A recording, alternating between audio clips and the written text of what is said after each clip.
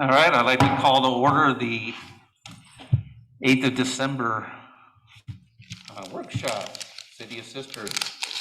Roll call. Mayor Frieden? Here. Council President Conley? Present. Councilor Blum? Here. Councilor Letts? Here. Councilor Ross? Ho ho. All right. Hee hee ho ho. We have a packed house tonight. Hi, Sue. How are you? First item on the workshop, Lieutenant Davis. Come on up. State your name, your address. No, I'm. So I'm assuming you got all the stats for the month. I received mine. Did everybody get theirs? Yeah. That's 5 yeses. I think just seeing a little seasonal drop off in our total activity numbers that are pretty close to what they were last December. So that looked good. Just wanted to talk about it. Was focused or featured in the Nugget this week about a new program that we're rolling out. It's called Operation Guardian Angel, which partners with a clinic called Ideal Options. And it is for people in our community that are suffering from any number of addictions, whether it's opiates, methamphetamines, alcohol, marijuana, other prescription drugs. Our deputies and sisters now have all of the contact information for that program. And basically it's a program where people that are addicted to drugs can approach law enforcement, turn in their drugs, somewhat of an amnesty type program where say, hey, I need help. And we can take their drugs, have them destroyed, and then we can give them an immediate referral to the clinic in Bend. It's down on Penn Avenue in Bend. And they can either get same day or next day service at the clinic there, where they have a medication-based approach to dealing with people with addictions. And so we're really excited to start partnering with them. It's a program that, a similar program that started in Marion County, and they have clinics all over Oregon, Southwest Washington area. And so we're really excited to start working on that and getting some folks that need help, the help that they need, and getting them quick service as opposed to something that's, maybe an appointment might be a week or 2 weeks out or some other form of treatment. So we just started that program this month. So that's up and running in Sisters. I have a question. Is that must be outpatient then? Yes, yeah, it's outpatient, and they bill insurance as well as OHP or Medicaid, whatever insurance they have.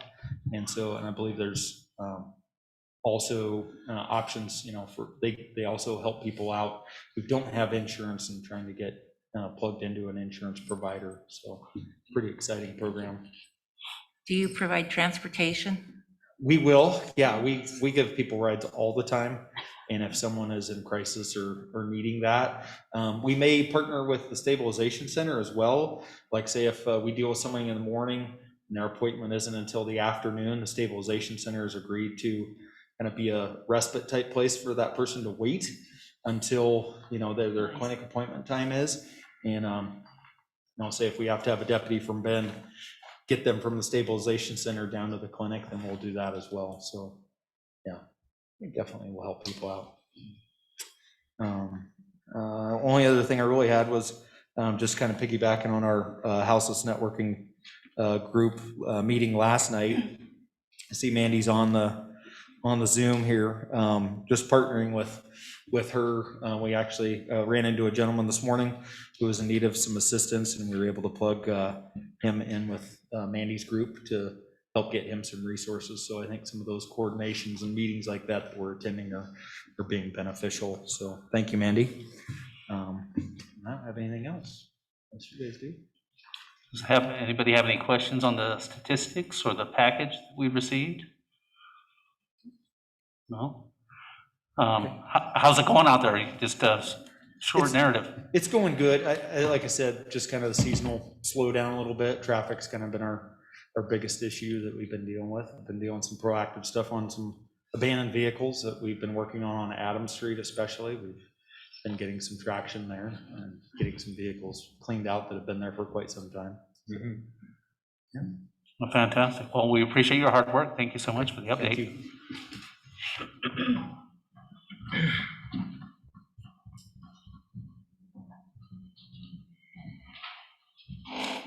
Okay. Before we get on to the next item, just want to remind everybody that's on the Zoom is to please stay muted and turn off your video unless you're called upon, please. It just keeps the bandwidth going as best as possible and helps us with the visuals. Thank you. Next item on the agenda is City Manager Meisly with reviewing council goals. Thank you, Mayor Breeden. So in accordance with the way we've proceeded with goal setting over the past few years, we've provided an update on the current fiscal year goals about this time of year.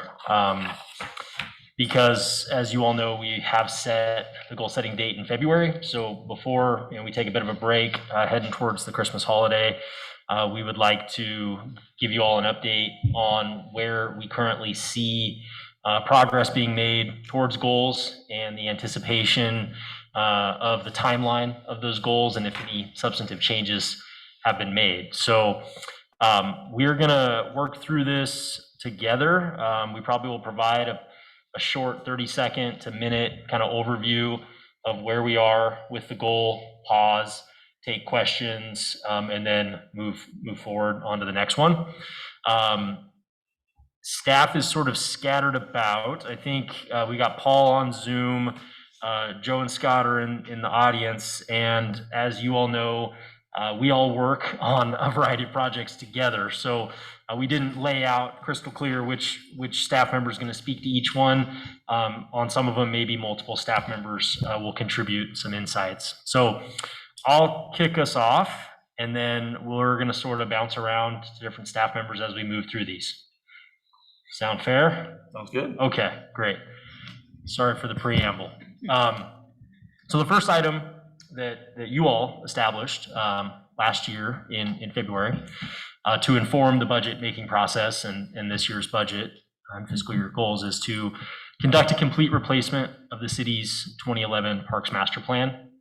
So we have drafted an RFP, and it is hitting the streets soon, and it'll be open until mid-January.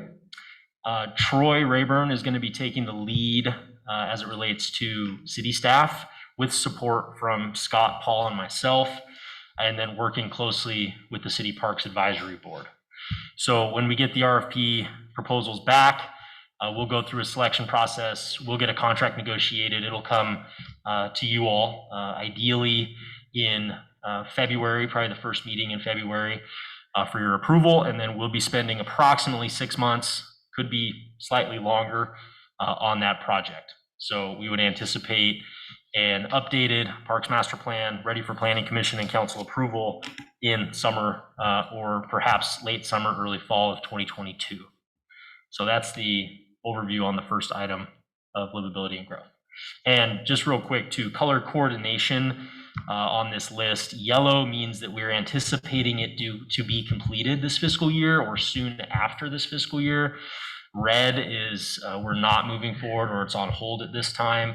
And green is essentially, we've already completed that goal. So as you'd suspect, not quite halfway through the fiscal year, a lot of yellow on the list.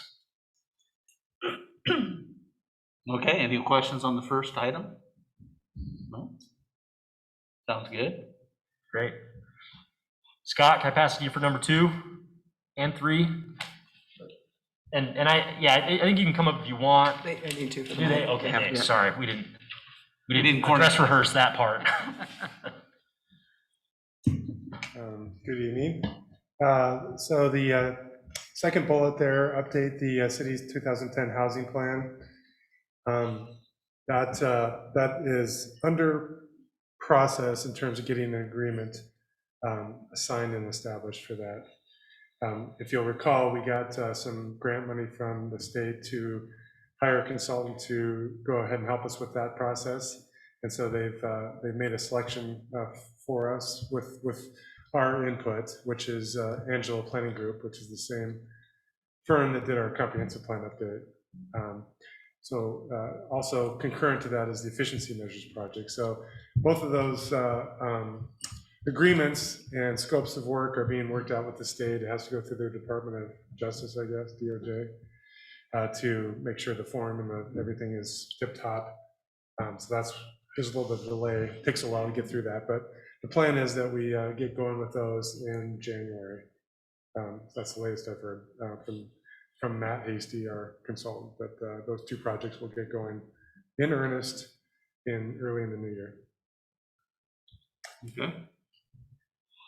Related to bullet number 3, review and update the city's 2010 dark sky code. Our plan right now is to take some development code amendments that we've been planning for a while to council for a work session in early January to give you some feedback on what we hear are what we see are the issues with the existing ordinance related to the dark skies and some of the proposed changes that we would make to improve it. And so we'll run those by you at that meeting, get your feedback, and then we'll follow up shortly thereafter with a work session with the Planning Commission too, to also kind of bring them up to speed. And then based on all that direction, we'll go through the formal process of amending our development code, which goes through Planning Commission and then ultimately through City Council for approval. So I imagine that will probably take place in, I don't know, maybe April, somewhere around there, March, April, when we bring it back to you guys. And will that process be finished by the end of the fiscal year or right around there, do you think, because of that? Okay, I anticipate it would. okay. You're talking about development code amendments? Yeah. Or both of them? For the dark sky Okay, yeah. and the code amendments. Yeah, those would intend to be done, I would anticipate before the end of the fiscal year. Okay. Great. Anybody have any questions? Related to dark sky, two things. Big interesting article in the Washington Post actually today about dark sky tourism. When we talk about some of the other things that are in here, there's been a lot of work with the Dark Sky Society and some other different groups around certifying areas, both cities and remote areas as dark sky locations, and using them to bring tourism in. So something to think about. And I want to be sure that as we move forward with this update, that we don't stretch it out too far, because with some of the new development going in, especially in Woodlands, if we're going to have code updates, I'd like those to be in effect for the majority of that construction, as opposed to, well, we didn't quite make it, and those kind of fall into the old code. I think we need to be proactive on this, because once you lose it, you lose it. Well, and I agree with that, but I also know that we have some things in place already for dark skies, which will certainly are already in place. I think a lot of it is older construction that needs to come into compliance, which is the hard thing to do. And then also just just getting together what we have that we know we have to have lit and what's not lit, and make sure that we're not going too far one way or the other for pedestrian safety at nighttime, right? So, but I agree with you. You don't want to miss the boat on that, so. Yep, I would underscore everything that's been said. Shout out to Paola. I think she was Student of the Month last month, maybe. Yeah, she And was. she's very active in the High School Dark Sky Association, and we've met with her and some staff, and we know that this is an issue that a lot of our community members really care about, and I know that we care about it too. So we need to start with the code, and then obviously it does dovetail with code enforcement and being able to actually not only monitor new construction, but as was also said, work with retrofitting and getting existing structures up into compliance. So this is a good example of we have not thought out exactly the process we're going to go through to make the code updates, or the implementation or administration afterwards. That's something that we're obviously going to need to refine a little bit as we head into winter and spring, and we can continue to keep you informed as well. So. Yeah, and it's interesting, the tourism angle is not something I'd ever heard of or thought of before, but with all that's going in that, changes going on in that arena, that's something to have on our radar, Yeah, it is. I mean, It's interesting. we're positioned, I think, to, especially with 242, to really be able to push that. That's an interesting angle for sure. Thank you. Yeah, we had some friends visit this weekend just for the day. They went and played and spent money in sister's country and came over for the evening. We were out on the patio and they're like, and they live in Bend, and they're like, wow, it's really dark here. And it was a good reminder. It was a good reminder what we have, and let's try to maintain that. And I know that there's ability to provide safety and security lighting without sending a lot of it in the wrong direction. It's just a little more expensive and probably a little more work, to be honest with you, but something that you need to think about in terms of street lighting and building lighting. Glad to see we're doing it. All right. Thank you for bullet 3. Great. Paul, let's see if we can get you going for bullet number 4, Sure. and thanks for joining remotely. So yeah, the traffic safety audit, I think it's important to remember, we did not do a separate report or a plan for this. So if you do get inquiries about our traffic safety study, the results are incorporated into the TSP, and we did this because the TSP is a document that we use constantly. It was a better way to memorialize it through Planning Commission and City Council. So that's where you're going to find all the safety recommendations. So with that, yeah, crossing the finish line on getting that adopted, hopefully tonight. And we've already started implementing some safety projects. Obviously, we've mentioned the speed humps that we did over on Creekside Drive. We're working on getting speed zone study requests into ODOT, not only for the west side out by the schools, but also both entrances into town on 20 and 126. So with that, coming into spring construction season, we'll be picking off the low-hanging fruit or the top priorities, mostly centered around striping and signage changes, upgrades, and then we'll be scoping and cost estimating the more involved infrastructure construction type projects. So we're well underway there. Awesome. Anybody have any questions? We're going to talk more about it later. Okay. Great. Thanks, Paul.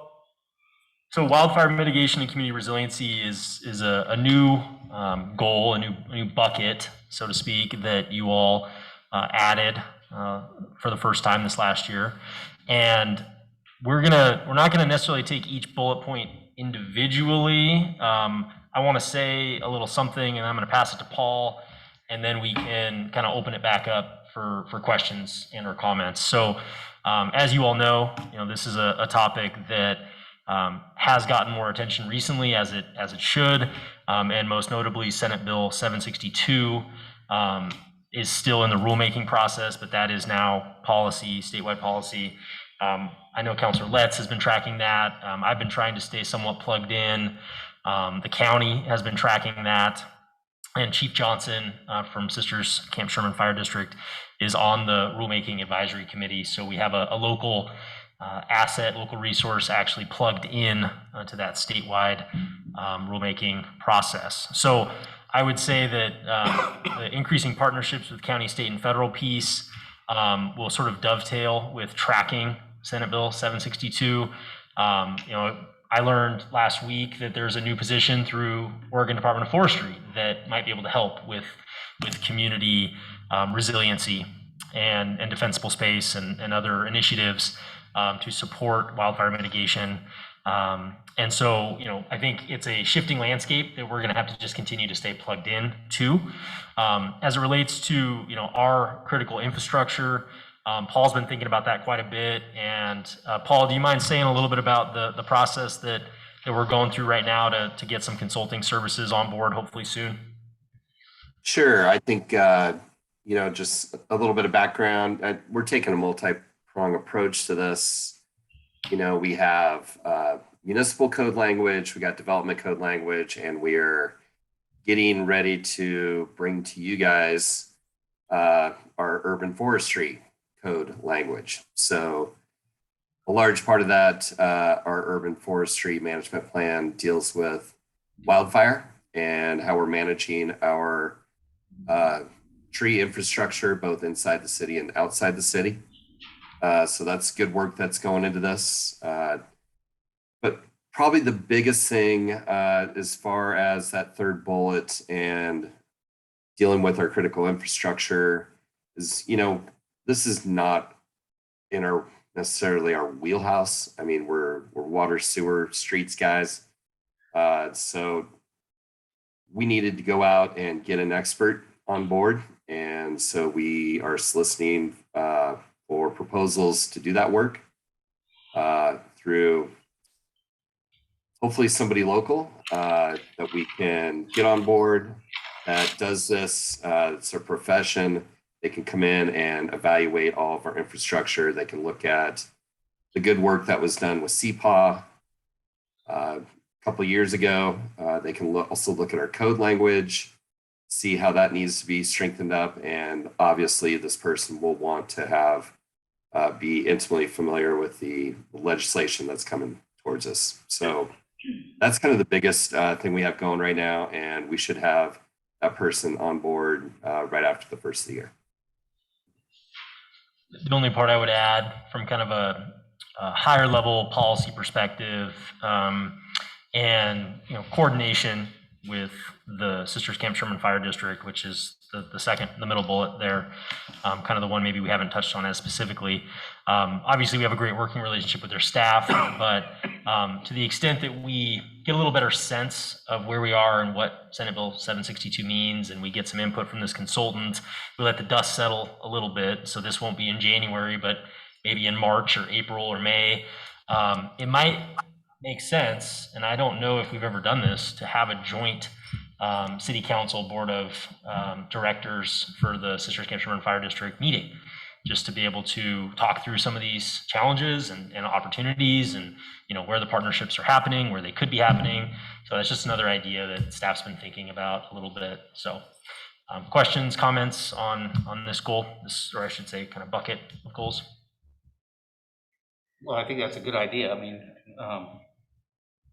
getting people together that don't normally get together on an important topic like that, I think is a good idea.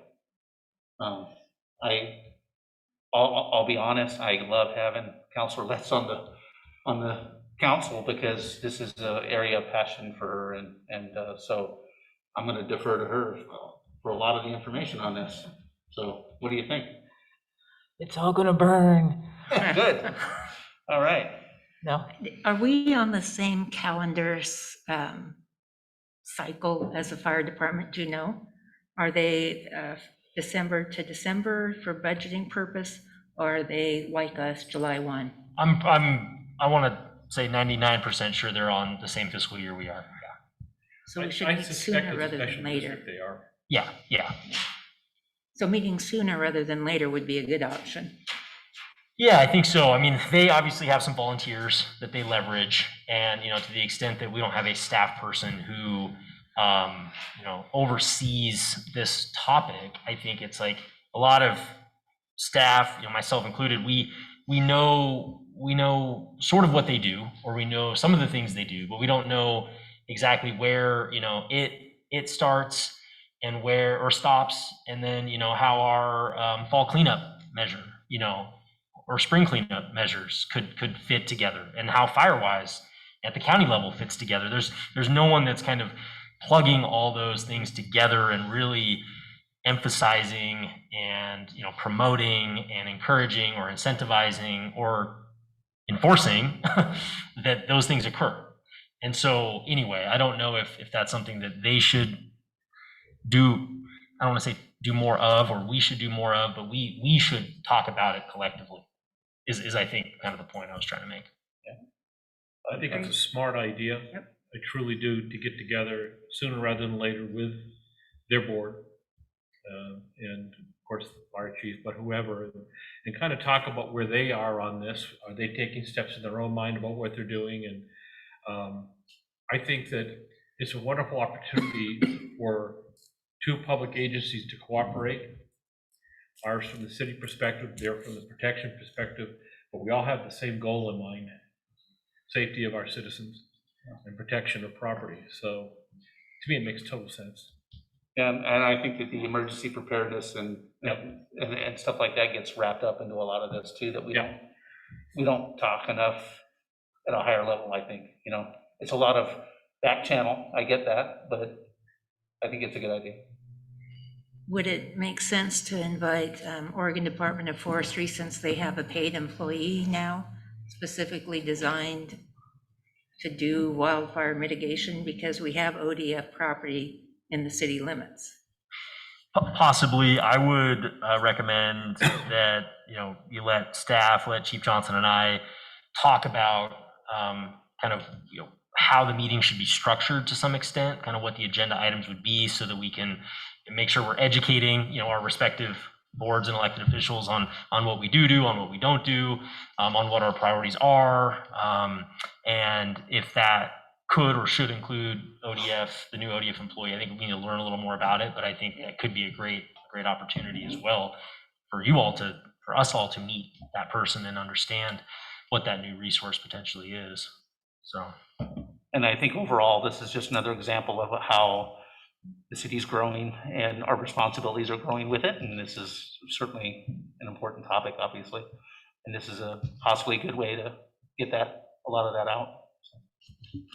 Yeah, I think some cities have it built in, like, you know, Bend, their fire department was within the city, so, you know, there's some of that dialogue happening naturally, but yeah, I do feel like we haven't had an opportunity to work with them as much as we could. I've had some conversation with Chief Johnson, you know, about, for instance, code enforcement, and there is this gray area of whose responsibility that really is, and when it comes to fire-related issues, so it'd be really nice to start talking about that. I think the benefit of bringing everybody to the table is, I look when I was in the Valley and we were doing emergency response training, we had fire, we had life safety, we had the school district, we had the city, both cities, we had the park district, and they were all players at the table, because in a large event, in this case, we were looking at maybe earthquake and dam breakage, but still in a large event, you have to have all of those players at the table. And as a result of some of those initial meetings, when the new public safety building was built in Springfield, it was set up as the regional emergency response center with additional phone lines and communication and a room for the ham radio operators to come in with an antenna on the roof, because the assumption was that a lot of your cell towers and landlines would be down, and they may be the main way you communicate from one place to another, might be via ham radio. So those are the things that happen when groups get together and talk. And I think that would be wise here. Well, we will keep you all informed on this one. We'll be talking about it right when we flip the calendar into 2022 and through the first half of 2022 in this fiscal year, and are confident, you know, this will continue on as a council goal in the fiscal year to come as well, 22-23. If you don't mind, if we can keep moving on just to stay on time. Yep. Thanks, Joe. You want to say a little bit about that first one?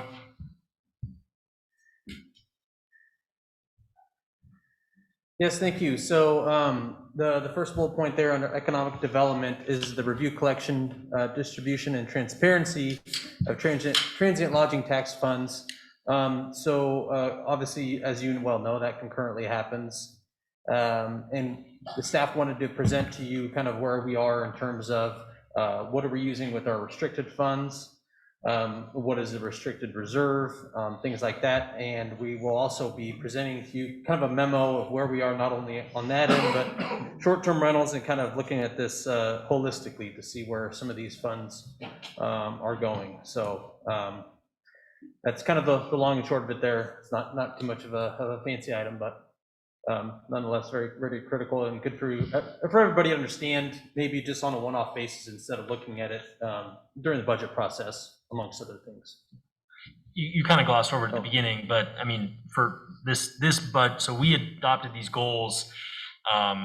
You all adopted these goals last spring to inform staff putting together the proposed budget that then the budget committee heard and discussed and approved, and then you all adopted in June. So to an extent, we started working on some of these goals even before the fiscal year started by incorporating them in not only into the budget, how we proposed to allocate dollars, but how we structured the budget, right? And so this fiscal year is the first year we created a tourism department. That's correct.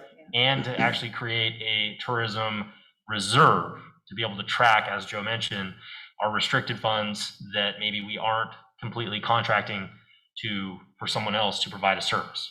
So we are following state law, we are tracking every restricted dollar, and we can spend those this fiscal year, next fiscal year, or beyond, in accordance with ORS. So I think that's an important step that we did even before we were out the gates in this fiscal year, so to speak. And then, as Joe mentioned, the TLT audit, there'll be a little more information coming to you all in the next couple of weeks on that. And then just more broadly, I think we saw this trend happening last spring, and it was contrary to what we had thought, the previous spring when COVID hit, was that our TLT has been going up significantly. And so to the extent that this is, going to potentially exceed $1 million in revenue, that is a significant source of revenue for our general fund, significant source of revenue, not only to support tourism, which I know everyone here does support tourism, but also our parks, our law enforcement, our community development department, and other services. And so I think underscoring the importance of those funds and the size of those funds was kind of what you all were getting at with this goal. So we're still definitely working on it. It feels a little nebulous, right? It's review, collection, distribution, transparency, but I want to try to give a little context to that as well. Sorry, I should add a little bit. Thank you. Okay. Okay, thank you. Thanks, Joe. So the second one is sort of connected to the first one. Explore and invest in ways to grow shoulder and winter season visitation. And this is, that is almost verbatim a strategy from the Sisters Country Vision in 2018. And I think either from a local business perspective or from a resident perspective, we know that we don't need more visitors between May and October. And we do need more visitors between October and May. And so how do we do that? And how do we work with existing partners? How do we potentially work with new partners? And that was really the catalyst for entering into the contract with Cross Current Collective and the work that we did over the summer and in the fall, talking about destination management. And that's something that we are going to be continuing to talk about in January. And so, what does that exactly mean? Where does that exactly go? I don't think we know that yet, but I think that there's a sense and a commitment to continue to explore that and to do it sooner than later. So again, we'll be talking a lot more about that in January, sort of picking up where we left off with Kristen and Cross Current a couple months ago. And I think all of us are looking forward to that conversation, to be honest. It's a highly important conversation to have. Okay. Any other questions on that second one? Okay. The final one up there, continue to support and expand the partnership between Sisters Country, Economic Development, Chamber, and City. I think this was maybe the third year in a row we had this on the goal list. And again, it's a bit vague, but the emphasis is on the fact that the city has contracted with EDCO to create the SCED program and contracted with the Chamber to be the destination marketing organization. And, we, for the last few years, have been emphasizing improving our relationships with our contractual partners, especially our contractual partners who have the largest amount of funds that the city works with. And also to understand that, we're a small town and our local economy, we're too small to think about things in silos and say, well, tourism is over here in its nice, neat box, and traded sector is over here in its nice, neat box.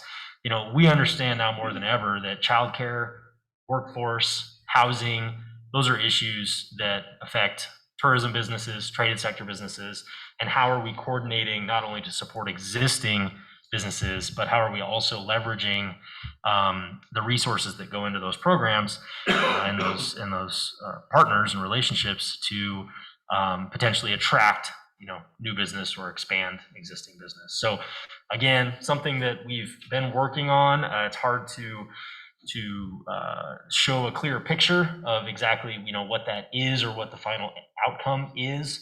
But it's definitely something that we've been leaning into, and I think you all know that through various conversations and initiatives that we've been working on. So. Very good.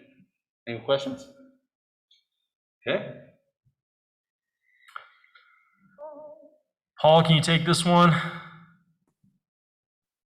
So we're neck deep in our water and wastewater master plan updates. We don't have enough time to go into all the work that we've done, but we've done a ton and we got a lot more to go. So before you guys will see it, actually, our Public Works Advisory Board will see it a couple times before it crosses your guys' desks. So anyway, making good progress there.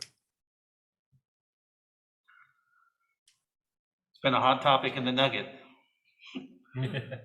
So Yes. those letter writers are always asking about it. So Just another underscoring our commitment to making sure that we're on top of long-range planning and essential infrastructure. So, these are the things that can easily get forgotten, but that are, or maybe don't get as much attention or praise, but are the bedrock of, the essential services that we provide.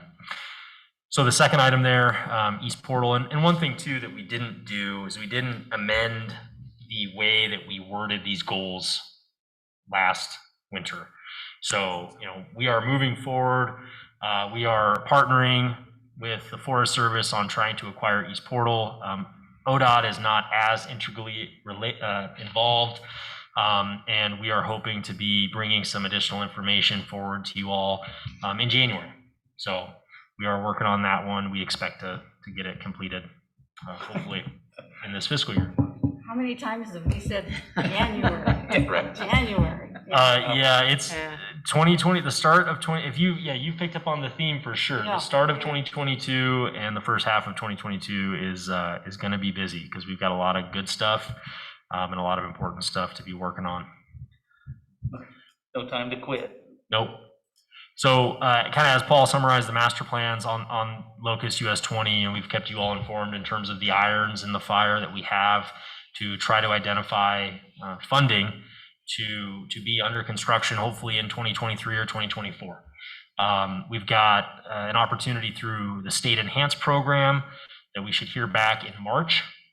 We've got the RAISE grant that we submitted to the U.S. Department of Transportation that we have not heard back from yet. And then we've potentially got additional funds coming down through the federal infrastructure bill that was passed. But ODOT staff kind of thinks that first off, if the state's getting $1 billion, potentially half of that is going to end up in the Rose Quarter of Portland and other larger metropolitan areas and big projects. So, it sounds like a lot of money, but we are so far behind in infrastructure investment, it will be gone like that. But ODOT staff does think that maybe this enhanced program that we are in the running to be funded through may get an extra, say, 20 million or 40 million from that infrastructure bill, which helps improve our cause to getting funded there.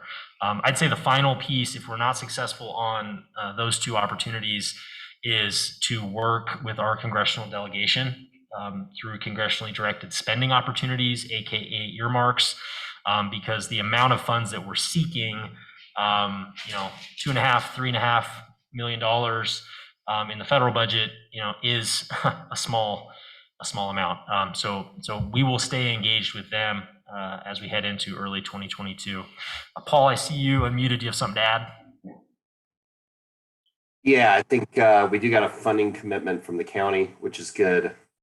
So we're basically halfway there as far as funding portfolio on this. And, the RAISE grant, we heard some preliminary findings on that, and 2 projects are likely to get funded out of that for the entire state of Oregon. One would be Franklin Boulevard over in Eugene, and then a $12 million trail out to Intel World. So that's not looking as hopeful as we thought, but again, we haven't seen the full rollout on that. Got it. And we did commit and have committed for several years to, if we're not taking swings at these opportunities, we're not going to make contact. We're not going to get one. So I hadn't heard that yet, Paul, but unfortunately, that's the case sometimes. So we are on it, and I think we're hoping that we'll have a more substantive update for you all in a few months. Definitely by the time we get to the enhance notifications in March. Okay. Any questions on that one? Do you feel like the amount of money we're asking for or putting, the price tag we're putting on this is realistic with inflation? Are we actively adjusting that, or are we just kind of sticking with our numbers for now? I mean, the estimate that we have is probably a little low, but it's close. And I think that it's tough to know. I mean, again, if we're talking construction in 23 or 24, it's hard to know if prices will have gone up by then or if prices will have gone down by then. So we kind of work with our best engineering estimates and some contingencies and kind of go from there. Every grant or funding option that we've chased, our construction estimate has gone up. So it's probably going to continue to go up. Yeah, good point, Paul. The other thing too that I just want to add, as we're probably 2/3 through this process, and I don't want to feel rushed or seem rushed, is that if any of these topics are things that you all want to talk about more at an upcoming workshop, if we don't have a project update, we can dive deeper into these as well. So just a reminder on that, which I knew you all knew. So shifting into good governance, we were working with Carrie taking the lead and myself working with the Oregon's Kitchen Table Group out of Portland State to potentially pursue a grant to update our charter. That was last spring. We weren't successful in getting that grant. So we've, as you all know, we've talked about this several times over the last 6 or so months. We've revised sort of the charter review and update process. It's not going to be a complete charter review and update. We are instead moving forward with more of the surgical, legal recommended revisions to the charter. And we've talked about aiming for the May election, ideally, and we'll be working with legal. November. What was that? November. Oh, did we talk about? Or November. Yeah, we switched it. Okay, sorry. Yeah, To we get did. more November. participation. At one of the other workshops. Yeah. So November for sure, and we'll be working with legal over the winter to draft those documents and work with the county clerk and get everything prepped. So more to come on that. Counselor Conley and myself have been on the vision implementation team, and we've been coordinating and collaborating with key partners and taking the lead on our strategies and providing updates to them as it relates to the work plan. So I think we're setting a good example as a vision implementation team partner, and also have played a key role in facilitating the vision by having the COIC contract and Janelle's time in particular supporting that. And last year it was Emmy's time supporting that. But that's something that we're going to need to talk about during goal setting this year, thinking about ahead to future years of what role do we want to continue to play in the vision as sort of what I've called the shepherd of us, nurturing the vision along as a whole versus us being a partner like every other organization. We've kind of done both roles for the last few years, and is that what makes sense moving forward? So food for thought for another day. The third, and sorry to keep going, I'm gonna get through this next one and then we'll pause for questions, then I'll turn it over to Scott. So the third one there is the monitoring the Sheriff's Office intergovernmental agreement and the strategic plan that we talked about and approved earlier in the year. I think I don't need to say much there in terms of Lieutenant Davis's role and our deputy's role here in the community. I think that's far exceeded expectations, and we will have some data as it relates to the community's perception on that when we have the public safety survey report, hopefully completed later this month, because we did that survey. We did it in 2019 before we had renegotiated the contract, and then now we just did it over the last couple of months as well. So it'll be interesting to see and kind of compare those perceptions around public safety and around that contract in particular. So I'll pause real briefly on those first 3 bullet points if you have any questions or comments. Well, I'm just going to say anecdotally, the Deschutes County Sheriff's agreement is one of the things that most people I hear are very happy about. And we're certainly appreciative of the partnership that we have with them. The vision, boy, that's going to be a good conversation, you know, and how do we move forward from there? I'm kind of looking forward to that, actually. That one's gonna, I don't think it's gonna be the same. Something's gonna change a little bit, which I don't think that's a bad thing. I think it's gonna be improved, but what are you guys at, quarterly meetings right now? Monthly. I think we're doing it every other month Okay, is the VIT, and then there's an executive committee that Gotcha. I've been on that's meeting the other month. Whoops, can't help myself. The other month that the VIT is not meeting. gotcha. That's all I have. Anybody have anything? Just a quick question on the public safety survey. That's closed. We've got our response returns. Yeah. Still looking pretty good there. Yeah, we actually hit the exact same response rate as the last one, down to the 10th. All right, So, thank you. Good news. yeah, so we're working on that right now. We're just kind of finalizing the data this Just week. curiosity question. Yeah. Thank All the same people. you. Just kidding. And I think, Probably. I want to echo the whole agreement we have with the sheriff's department is so good for this community and really feels much better than what we had before. That's because it's good people working at it too. Okay. Scott, take it away on that final one there. So this last bullet primarily pertains to what we're calling the efficiency measures project. And that is an effort to see how we can make changes to our development code to accommodate more housing units within our existing boundaries.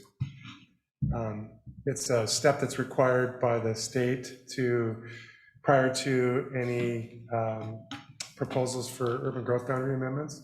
It kind of relates back to our housing needs analysis that was done with the comprehensive plan and the projections for needed housing units and how we were going to accommodate that.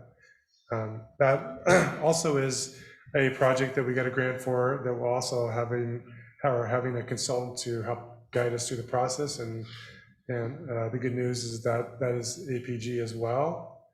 So there's continuity between that comprehensive plan process and this efficiency measures effort. So that'll be a community-wide discussion and consideration. Here's the toolkit of things we could do. What's the community want to do? What's acceptable?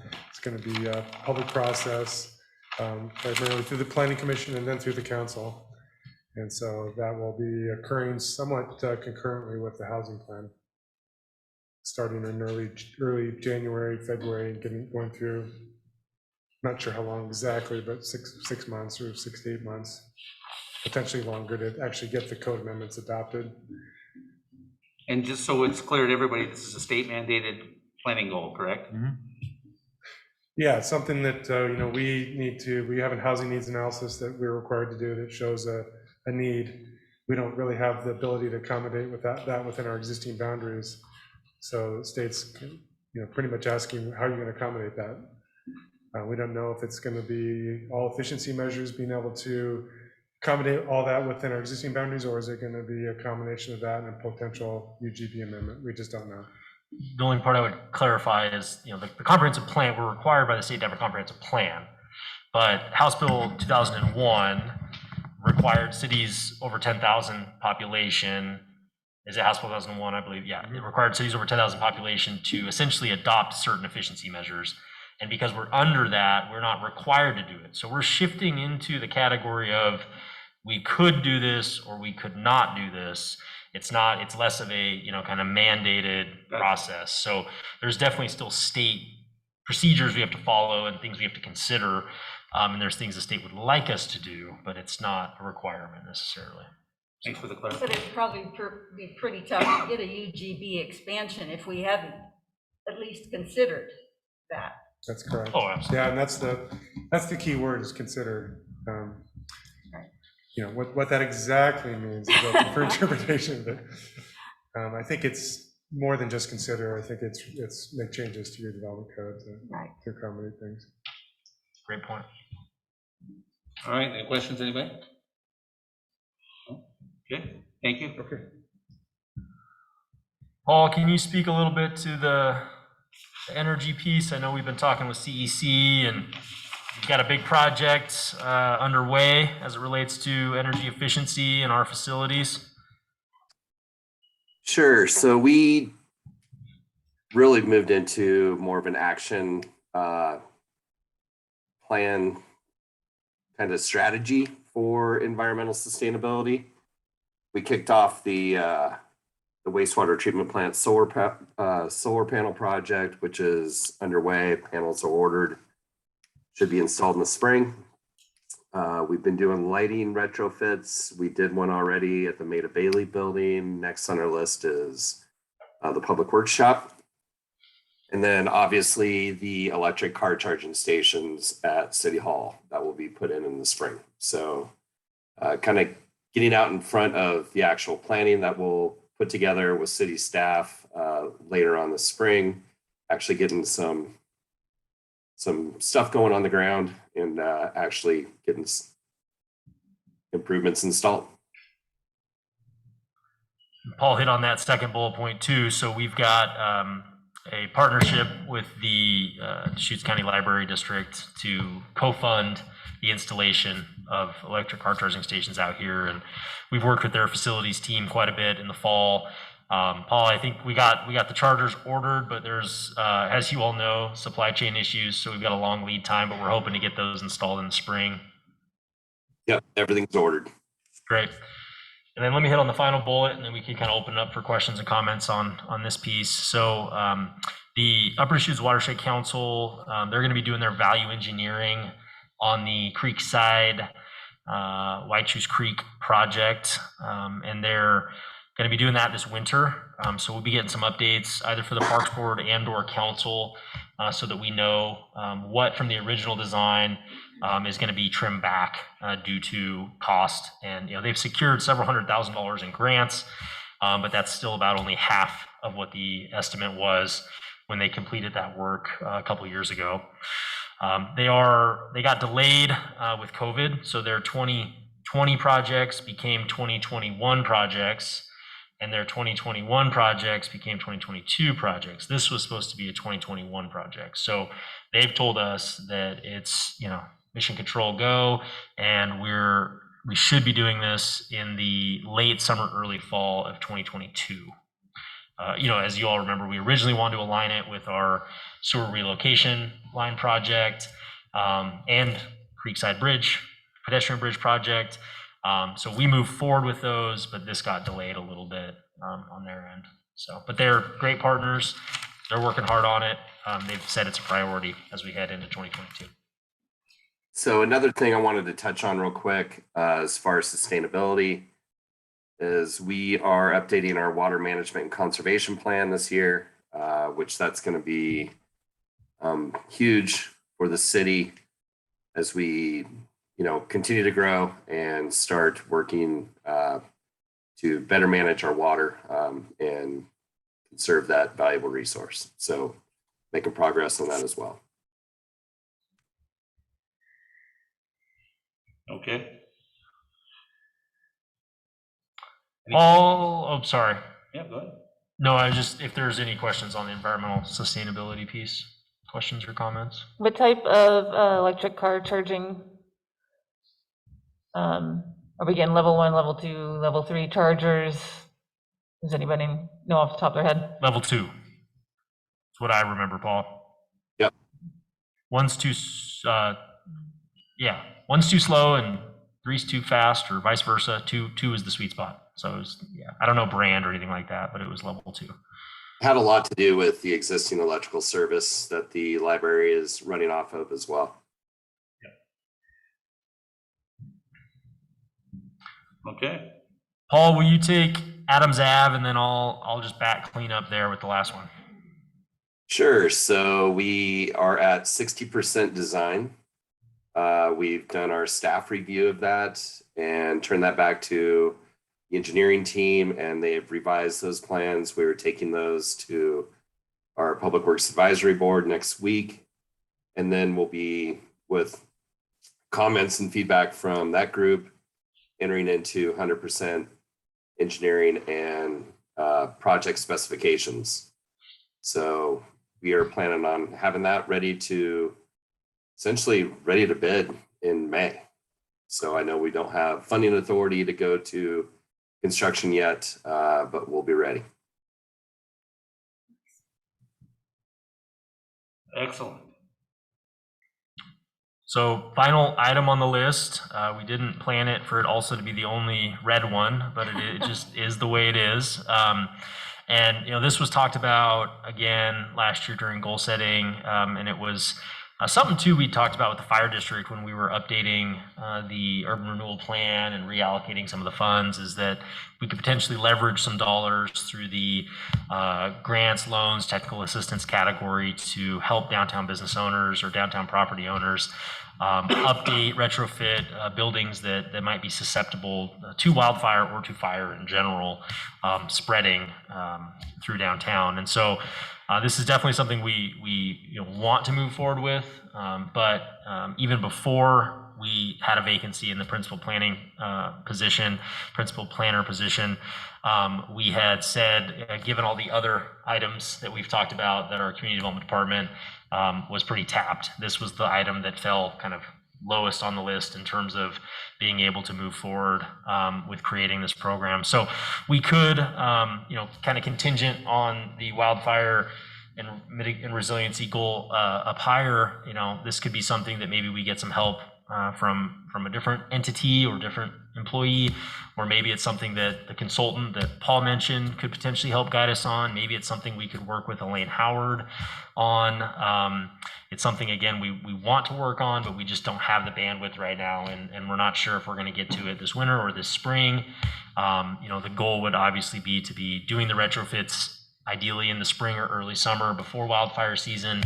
That's not going to happen this year on the current trajectory that we're on. So that's the one So it's stinker. fair to say it's kind of a step back, reevaluate, figure out how we fit it in, and if there's other partners we can work with. Fair to say? Yeah, I think it's a fair way to put it. The other way to just simply put it is we're not working on this right now. Yeah. Sorry. There you go. Yeah. That's good. Gosh, Okay, Scott. back up. Get a little too excited. love with- All Sorry. right, anybody have any questions on that? I'd like to say great job. I know Nancy could probably talk for 5 minutes about how much different this is than probably 4 or 5 years ago.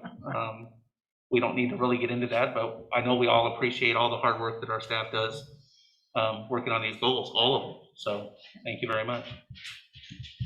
Do we have time to do the next item on the agenda? I would probably recommend that we do it in other business and take a couple-minute break.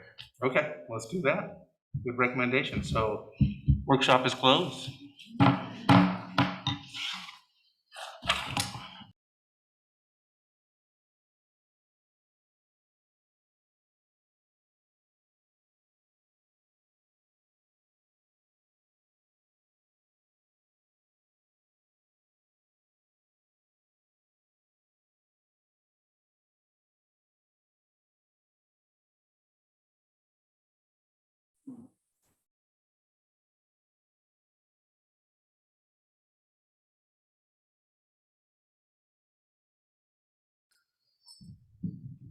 Pledge allegiance to the flag of the United States of America and to the republic for which it stands, one nation, under God, indivisible, with liberty and justice for all. Thank you, everybody.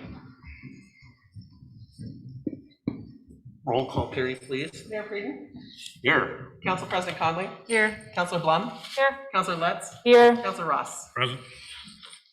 Next item on the agenda is the approval of the agenda. I move to approve the agenda. Second, We have a motion and a second. All those in favor say aye. Aye. Nay? We have none. Thank you very much. The agenda is approved. Do we have any visitor communication? We do not. All right, thank you. Next item up here is the consent agenda.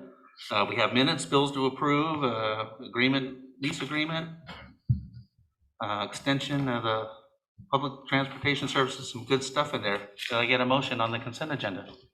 I move to approve the consent agenda. You have a motion? Do you have a second? Second. We have a motion and a second. All those in favor say aye. Aye. Nay? Right, the consent agenda is approved. All right. On to council business. First item up is discussion and consideration of a motion to convert Laird Superfood Incorporated forgivable loan to a grant. It looks like Joe's taking the lead on this. Yes. Thank you, Joe. Thank you, Mr. Mayor. So I'm going to go over this agenda item summary briefly, then I'll have Jamie Eichman. She's participating in this meeting. She's the Chief Operating Officer of Laird Superfood, and she'll have an opportunity to kind of comment on this program after I go over the summary and field any questions that you guys might have. Okay? Thank you. Thank you. The city has an MOU with EDCO regarding a forgivable loan program, and that program is basically something that EDCO seeks out potential businesses to kind of establish and grow local jobs. That's in its simplicity. In 2017, EDCO advised the City of Sisters that they identified a business in town that would be a good candidate for this position. It went through a due diligence committee, and a forgivable loan was agreed upon with the city and Laird Superfoods. Forgivable loan meaning that this was basically a loan, just like a conventional loan would be, without installment payments. However, the appealing condition of this, from Laird's point of view, is if the conditions of the loan were met, and those conditions were employment projections, then they would transfer or convert that loan into a grant. And the City of Sisters was notified by EDCO this summer that that would be approaching, that they had satisfied those employment conditions, because EDCO does administer the loan with Laird Superfood per the MOU, or per the loan agreement, excuse me. Per the agreement, staff was able to review the payroll records to make sure and confirm that those conditions had been satisfied. And so I went ahead and reviewed those with Roger Lee from EDCO, and they indeed did satisfy those. And so here we are today. So we are looking to convert that loan into a grant to Laird Superfood. So that's all I have. If you guys have any immediate questions for me, I'd be happy to answer them. If not, I'll turn it over to Jamie Eichman. Deb, anybody have any questions? No? Okay. Welcome. Great, thank you. Thank you so much for having us here. Sure. What's your full name, please? This is Jamie Eichman, and I'm actually Chief Administrative Officer for Laird Superfood. Yes. Thank you. So yeah, I just want to make a couple comments on the program. You know, we have been very fortunate to be part of the Sisters community. At this point, I think when I joined in late 2018, we had 32 employees. And at this point, we are up to 151 employees.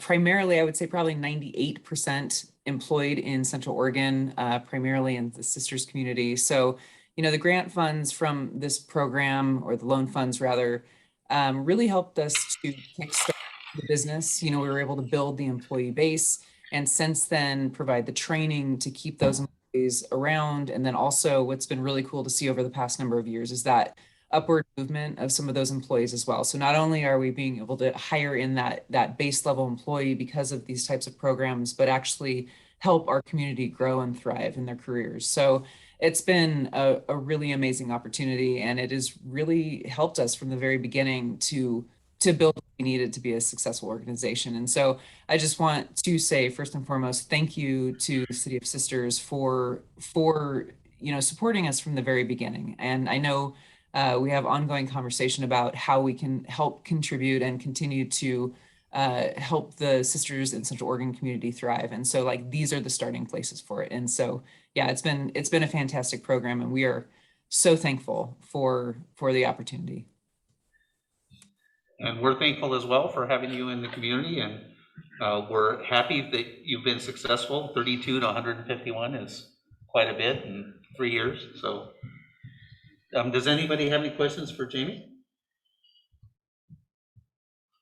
No, we I say Roger Lee. I just have a couple comments. Okay, If please. you're taking comments, not questions. Sure. First, I'd like to thank Roger for sitting through this whole process with our due diligence committee years ago. It was a painful, laborious process that I hope we don't repeat, that we switch to Deschutes County's matrix for giving out future loans. Second, I want to thank Laird for making this loan whole so it turned into a grant, because we did not want your equipment that was listed as collateral. So well done. Well done. And I can attest to your mentioning of local hires who have had a chance to progress professionally. And for that, I thank you profoundly, so that residents of Sisters who want to stay in Sisters had a chance at a higher paying professional level job that they would otherwise not have. So well done. That's it. Okay. Any more questions of Joe or anything before we? go Well, I see that Roger Lee's in the meeting. Roger, did you want to comment on the program and the conversion to a grant at all? Yeah, I apologize. I'm running behind this evening and on my way to Sisters, so I'll be there for a later agenda item. But sincere apologies for not being there in person in order to be able to introduce Jamie and just a little background on the loan itself that you're considering turning into a grant. But I think this project really represents the reason for this local incentive being in place. And the role it plays in helping, at least at this point in time, a very young company when it was received, in order to go on and do great things. And Jamie, I don't think I heard you mention that you're the region's first company to go public since Bank of the Cascades, which I think was back in 2005. So pretty amazing, run that Laird has and continues to have in Sisters, that we think is just already kind of been backed up by presentations you've had from our regional economists and other folks. So well done to Sisters, well done to Laird Superfood. Really feels like this is how economic development should happen at the local level.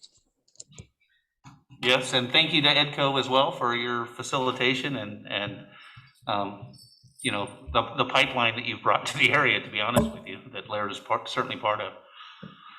Anybody else have any questions? You got anything else, Joe? I don't have anything else. Okay, all right, we'll move on to council discussion. Does anybody have anything they want to discuss about this further? Nancy kind of, go ahead. Just to comment again, I've seen and participated in these over the years, sorts of economic development opportunities where you try to entice someone in with money and opportunities and forgivable loans. And I really want to thank Laird for meeting the conditions and getting us to this point, because they doesn't always happen. And when it doesn't happen, it makes it harder the next time around to convince the public that you're making good use of their funds. This certainly has been that case, and it's great having you in the community. And again, I thank you for following through on the conditions of the loan. It wasn't huge, but I'm sure it was important at the time. And to us, it's a lot of money, and we're glad to see that it went to where it was supposed to go, and everything that was supposed to happen did. That's good government. It's good community. Anybody else have anything? And I'll just say it's just another example of good public-private partnership, and including nonprofits, and all around, just good job, everybody. Yeah, excellent. Okay. We can take a motion. I entertain that motion, I suppose. I move to convert a Laird Superfood Inc. forgivable loan to a grant. Second. We have a motion and a second. All those in favor say, do we need a roll call vote? No? All those in favor say aye. Aye. No nays. Unanimously passed. Thank you very much. Thank you. Congratulations. Thank you again. And don't be hesitant to work with us again, please. Awesome. Excellent. Absolutely. And thank you so much. Thanks, Roger. Okay, second item of council business is a memorandum of understanding with EDCO. And Put that back till Roger gets. Yeah, that's We what put it Terry was back just till Roger- suggesting. Yeah, we'll skip that one. And we'll start a public hearing in consideration of ordinance 519. This is an ordinance of City of Sisters adopting amendments to the Sisters Transportation System Plan to incorporate safety and operational findings of the traffic safety audit and extend the planning horizon to 2040, excuse me. I opened the public hearing and I should take this mask off and burn it. We'll start with the staff report. City manager is going to read revisions from the posted ordinance. There are none. That's great. Now's the time we ask for public comments. Are there any? Paul wanted a staff report. I'm sorry? Did Paul do staff report? Sorry, did I skip a step on yours? Sorry. No, a staff report, and it says the city manager would read any revisions from the posted ordinance. That's what it says. Oh, so there weren't any posted revisions, but Okay. Paul, you could provide some context Gotcha. in terms of how we got here would be great. Thank you. Thank you. Sorry, Paul.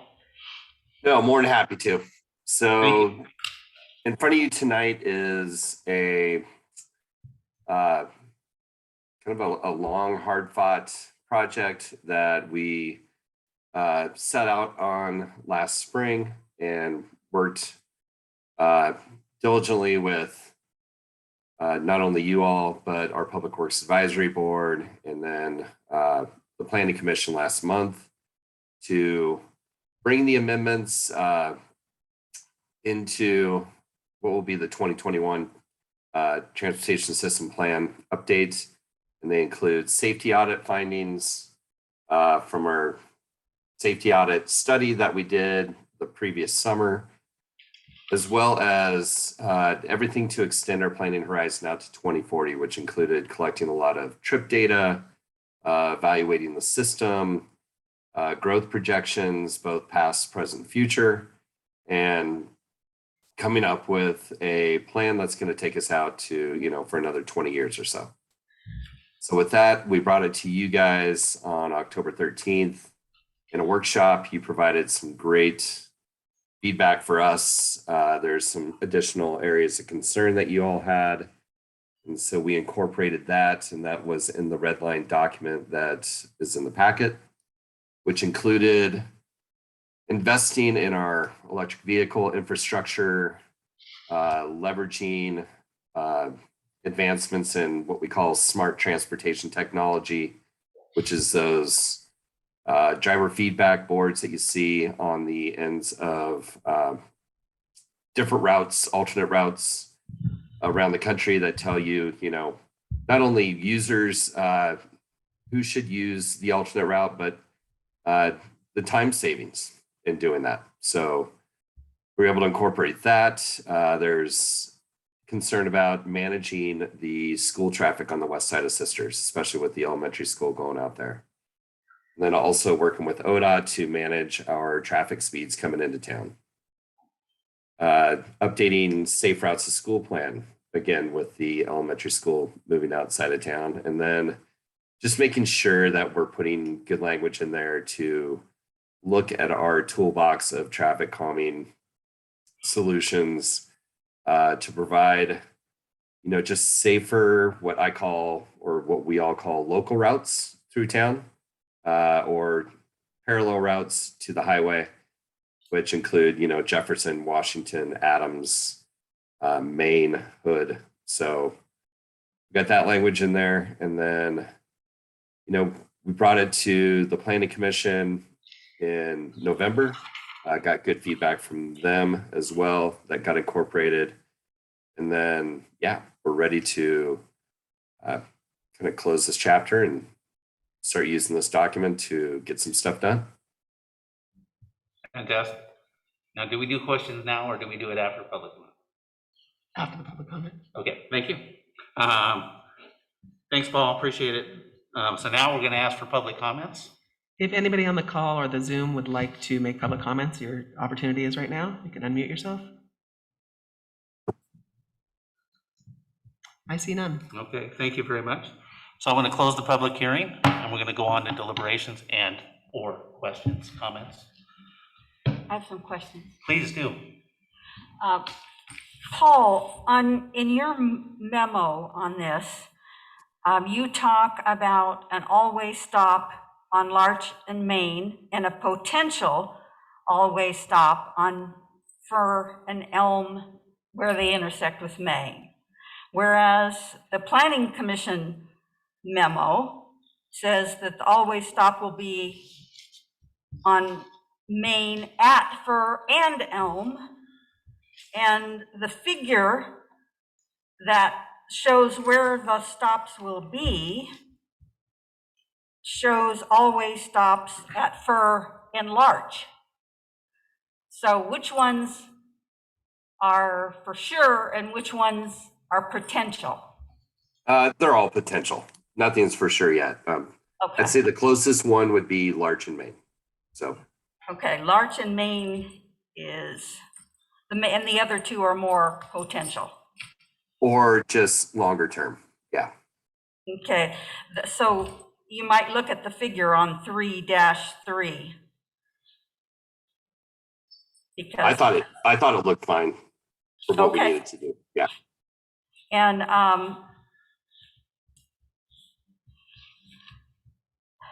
when we talk about personal mobility devices, are we including golf carts? No. No, we're looking at electrical vehicles, whether it be e-bikes or your typical EVs. I don't know if the scooter thing is going to hit Sisters. It may or may not, but definitely e-bikes for sure. So why not golf carts? Just because there isn't a big push for golf carts to enter the transportation system, especially we don't have a golf course in town. Okay, somebody asked me about golf carts, so I thought maybe this was a loophole for that. On table 1-2, the heading says that it is current and new funding sources listed. But all that's listed are the current funding sources, whereas the new funding possibilities are much later in the document. And I just thought, that headline for that table was a little mislabeled possibly. It could be. I mean, again, the funding options, they show up and then they get taken away and then they show up again. So it's constant evolving dynamic with transportation funding. Okay, when I was reviewing it, I went, well, where are the new funding sources? But I found it eventually later on in the document. Yeah, in the whole funding chapter, we outline. Yeah, you've got a whole chapter on it, so. Exactly. No doubt about I it. wouldn't get caught up on it, yeah. After reviewing this for the final time, I still feel fuzzy about the fact that we really don't show any significant increases in traffic and that our projected increases in traffic were very, very generous and we had to scale those back. So even with the population growth that we've had in the last 10 years, it hasn't resulted in a significant increase in traffic. Am I reading that right? Kind of. So when you look at the original document and the original study from 2008, that came out in 2010, the data was collected in 2008. It was adjusted for seasonal adjustments because the data was collected in the winter. And when they did that, they over adjusted essentially. And what we found out is those 2008 numbers came true in 2020 when we did our recent traffic data studies. And then we put the trip projection on top of our 2020 data, and it gave us, the 2040 data. So let me step back. So the 2020 data was even less than what the 2010 data. When we add the trip projections with the population growth, the 2040 ends up being what they had originally anticipated in 2030. So they overestimated on the trip data, which, we essentially truthed with our studies that our data that we collected actually during the height of the summer in July. And then we put our escalating factors on that. And it was interesting. I didn't expect it. Joe didn't expect it, but it turned out that the 2030 projection, 2040 projection were exactly the same. Did we have significant growth? Are we having growth? Yes, just not as quickly as what was anticipated in 2010. Does that make sense? Yeah. It's just looking at the graphs especially, you just kind of go, well, it's just because we were so far off that when we compare them, it looks like, well, obviously none of the people that moved here are driving cars because there's no increase in traffic. So, okay, I get it. Yep. That's it. My turn, okay. Following up on Andrea's question, I'm going to assume it was a different consultant that did the trip data in 2008/10? It was, yeah, yep. So a different methodology? It was just, they collected the data at the wrong time of year. And then they tried to seasonally adjust and that completely threw off. When they did that, they went way over what they should have been at, so. Okay. Going back to the golf carts, 4 years ago, we did have a request. We had a woman call in and said, I'm all set to buy my street legal motorized golf cart. And I'm going to put my order in now, can I? And the city manager at that point said, we don't want to be that town. We don't want to be retirees driving around in golf carts for a variety of reasons.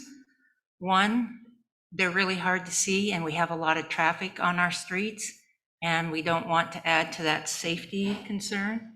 And two, that's not the identity of Sisters. We're not a retirement gated community.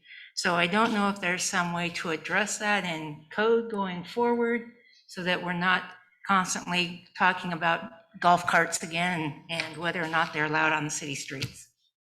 Just something for you all to think about when you're doing all your other work. Sounds like a council goal for next year. No No golf carts. Keep them on the golf cart. Exclamation point. No.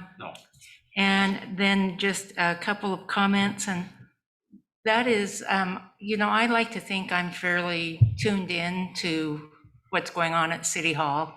And yet whenever we have a study like this, like the comp plan or the upcoming park plan, I'm just amazed again at all of the depth of work and the public input that occurs and going through the planning commission or council and workshops. And I don't think the community appreciates how much background work goes into planning 20 years down the line or just 1 year down the line, like we did with our council goal review today. And I think it's very unfortunate because one, council doesn't get credit for being forward thinking, and two, the city manager doesn't get credit for being forward thinking, and the staff doesn't get credit for being really tuned in to their jobs to make sure that the city meets all the federal, state requirements and that we stay legal, for lack of a better word, and proactive and ahead of issues instead of always trying to play catch up with bad streets and not enough wastewater treatment going on. So, keep the studies coming because I always learn something new. And this was really well done. And I'm glad that the elementary school property being built made it into this plan because that will be a key issue down the line. Well done. Gary? Yeah, a couple things. One's housekeeping on page 3-14, section 3, page 14, there's a red ad in there related to Sisters Elementary School. It has a grammatical problem. It just should be read and cleaned up. It begins with, and then later says will, and when you read it, one of those has to go away. And so I just like these to be clean when they're going to be around for a while. So if you might take a look at that and see, it's referring to the changes that would happen with the relocation of the elementary school, and I think it's just a typo. And then the second thing, I'm gonna be the stick in the mud. I don't know how we do this, but the reality is we may have a problem with our golf cart friends, because if it's a street legal electric vehicle, i.e. golf cart, or there are companies that make 1 or 2 person, not much bigger than a golf cart, with windshield wipers and the whole 9 yards, turn signals and things. We're going to have to be very careful as to how we think that gets done, that you don't end up with someone coming in and saying, well, you're allowing an electric car, you're allowing an electric bike, you're allowing an electric enclosed motorcycle. How is a golf cart, and when we use the term golf carts, if you've ever been on a retirement community in Florida, it's scary, but some of them look like cars, like little miniature Chevrolets and things like that. And they have lights, they have turn signals, but they don't have seat belts. And so there are some things that when you think about this, we talk about how we're going to do this down the road.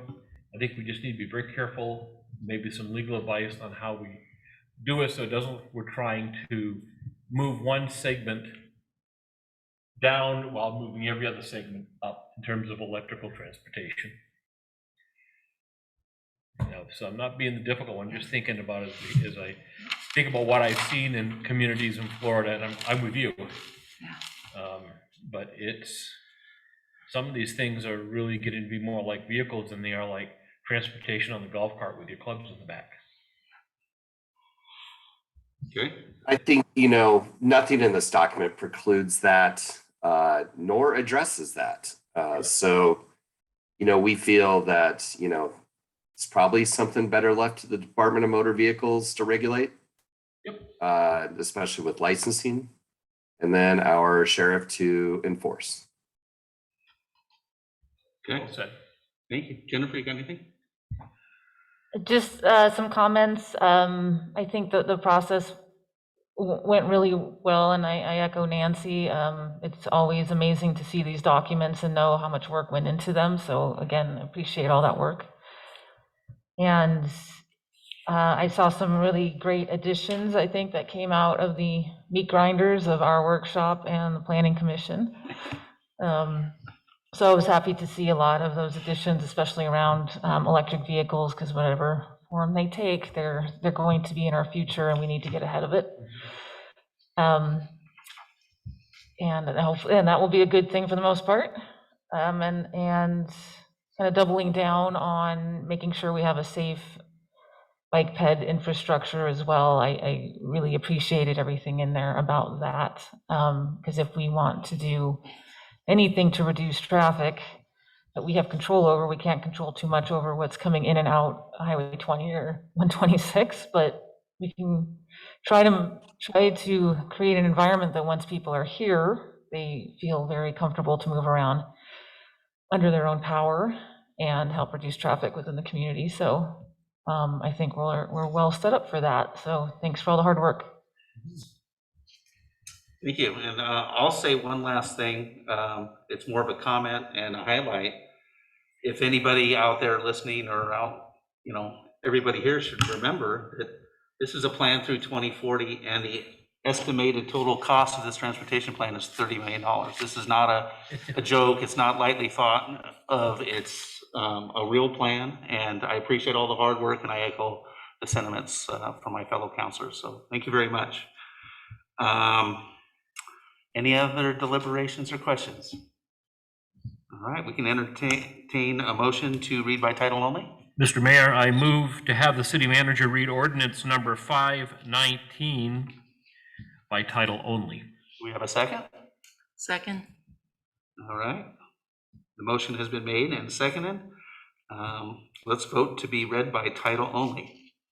All those, is it roll call? Sorry. Mayor Preden, Aye? Council President Conley, Aye. Counselor Blum, Aye. Counselor Lutz, Aye. Counselor Ross. Aye. Motion carries. The city manager to read the ordinance by title. Ordinance number 519, an ordinance of City of Sisters adopting amendments to the Sisters Transportation System Plan to incorporate safety and operational findings of the traffic safety audit and extend the planning horizon to 2040. Thank you. We can entertain a motion to approve and adopt ordinance number 519. I move to approve and adopt ordinance number 519. Second. Thank you. We have a motion and a second. We have vote, please. Mayor Preden, Aye? Council President Conley, Aye. Counselor Blum, Aye. Counselor Lutz, Aye. Counselor Ross. Aye. The motion carries. Thank you very much. Good job, Paul. Thank you. Thank you. All right. We'll backtrack a little bit. We have somebody here to talk about our memorandum of understanding with EDCO. We'll start off with a staff report. Yep, let me give a little bit of context, and you can add in some as well, Mr. Mayor, and then we can invite Roger Lee, Executive Director of Economic Development of Central Oregon, EDCO, up to the podium to participate in the conversation, answer any questions, or provide some comments also. So as you all know, we've partnered, the City of Sisters has partnered with EDCO for a long time. And originally, EDCO provided regional support to Sisters from their Bend office. And then through a series of discussions and investments, of which I'm not the best positioned in this room to speak to, and I don't know if we need to go through the whole chronology, but the city ended up making an investment with Deschutes County, contracting for a full-time position with EDCO, and created the Sisters Country Economic Development Program.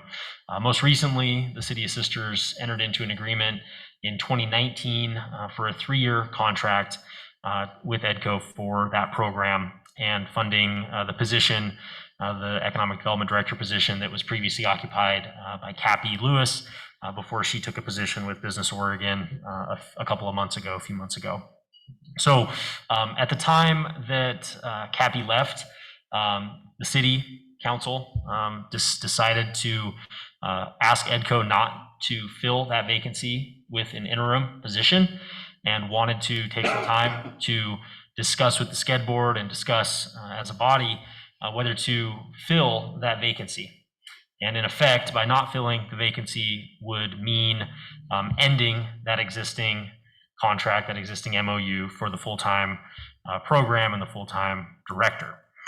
So over the last few months, we've been having those discussions, both internally at the SCED board and also at council workshops, and working staff to staff as well on creating a potential arrangement, a new arrangement that would go back to sort of the way it used to be, where EDCO was able to provide limited support to Sisters Country around economic development, traded sector economic development specifically. And, again, not to belabor sort of the rationale or the reasons, but we find ourselves in a much different place than we were 7 years ago. We have challenges as it relates to workforce housing. We have challenges as it relates to buildable lands inventory. And we know that we also have an economy that is, by all measures, doing well. We don't have a job creation problem at the moment. So understanding that we can perhaps pivot and reassess where we are a year from now or 2 years from now, and potentially recreate that partnership if that's the right fit at that time moving forward. So I just want to say, thank you to Roger and to EDCO for what they've done, but more importantly for working with us on this MOU before you all tonight to approve, to continue that partnership.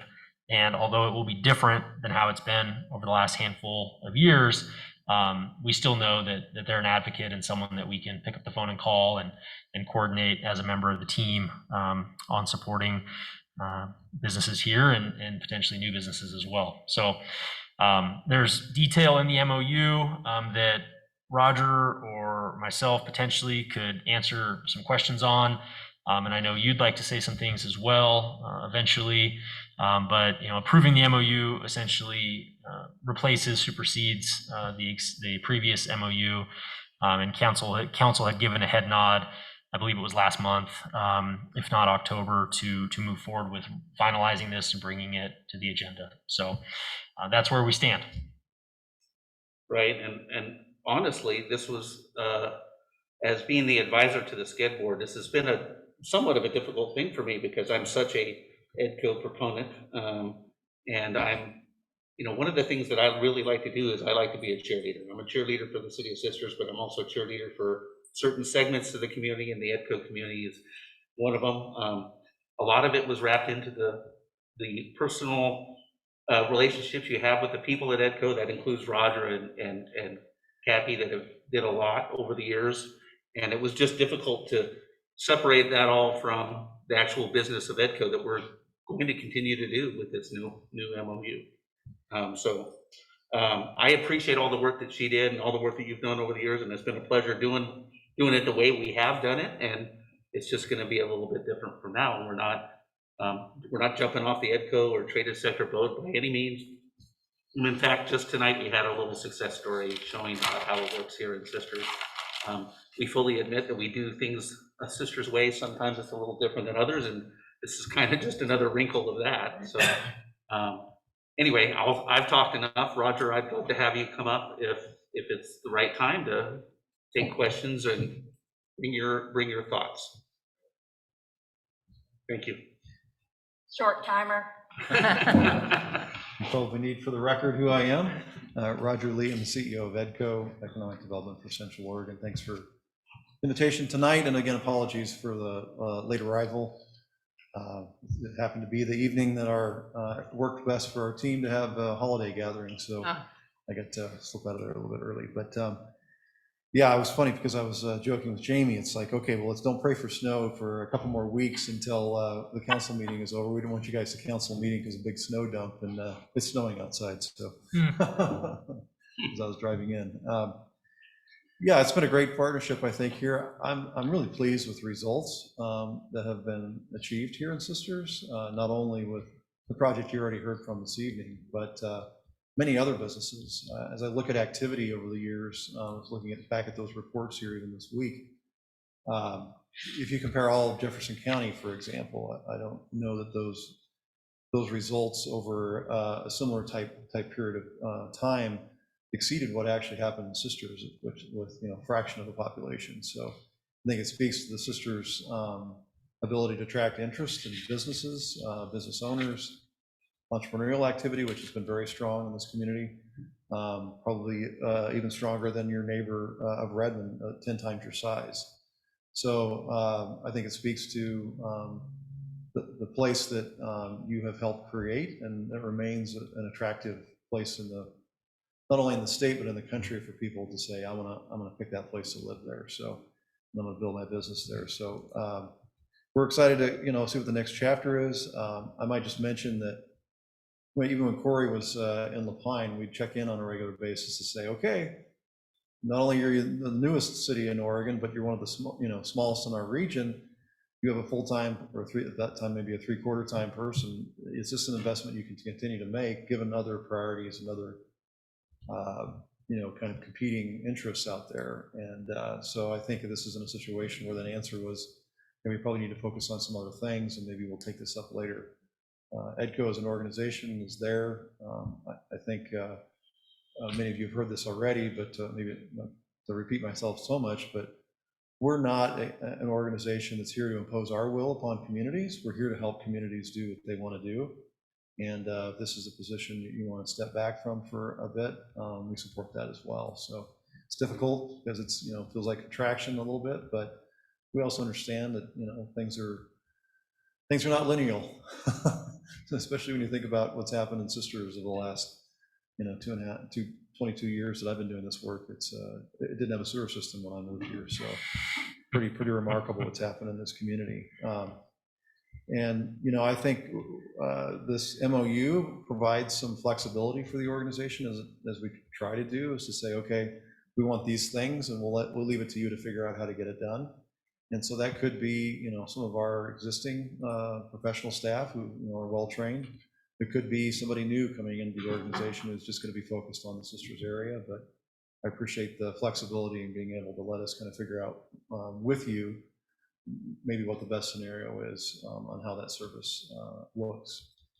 But the next step right from now is to get the approval from Deschutes County to have their the funding that's directed towards the Sisters community or Sisters country remain in place. There was a match requirement for the $35,000 that has come down in the last several years. A similar match in the Lapine area, so they have received the same amount of funding. So we've got a letter drafted for Corey and I to sign to the commission to set a date, probably for my successor, since Friday is my last day at EDCO after all those years, to have a conversation with the commission about just continuing that for the existing fiscal year and revisit it in the budget season coming up this spring on what they'd like to do. But it'd be nice to be able to continue I would say a bit beefier service than we can provide just from a regional basis. So, and those things I think are outlined in the MOU specifically are around working with businesses. Obviously, it's our forte, it's our strength. Around the enterprise zone and making sure that those companies are meeting the requirements of that program with the Department of Revenue, and helping the city get prepared for future economic development, business development, which I think is one of the key drivers for you to maybe take a pause on this right now, just not having the inventory to put businesses. So that's probably more than enough comments. I commend you on your efficiency of your operations. I thought I'd be here plenty of time to talk about this, without having to move. So thank you, Mayor, for shifting. Thank you. Does anybody have any questions? No? Comments? No? I have comments. Okay. Sorry. 7 years ago, I can't quote you verbatim, but when we were looking at going from part-time to full-time, you said something very profound. And I know, surprise. And that was, it's really easy to jump on the EDCO bandwagon when we're in a recession and things aren't looking good. But when things start going well, people just jump ship. And I want to assure you that is not our issue or concern here in town. As you've probably listened in and heard Michael say, we have a different way of doing things here. We're kind of reinventing how we handle this position.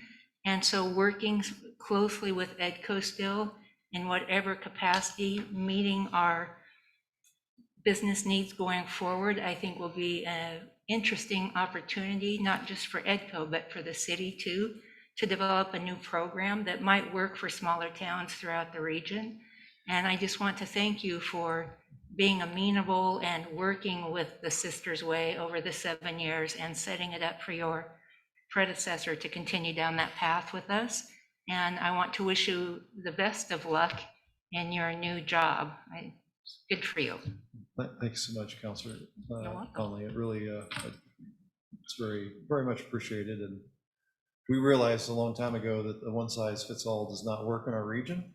Every one of our communities is different and has their own ways of doing things and own personalities. And again, we're not a monopoly. We're not a utility that says, here's a service we provide, like, take it or leave it. It's at the end of the day, your effort, your program, and we're hopefully facilitating success in that. And how many years were you CEO of EDCO? I was recruited here for the job in September 2020, 1999. So that's 22 years.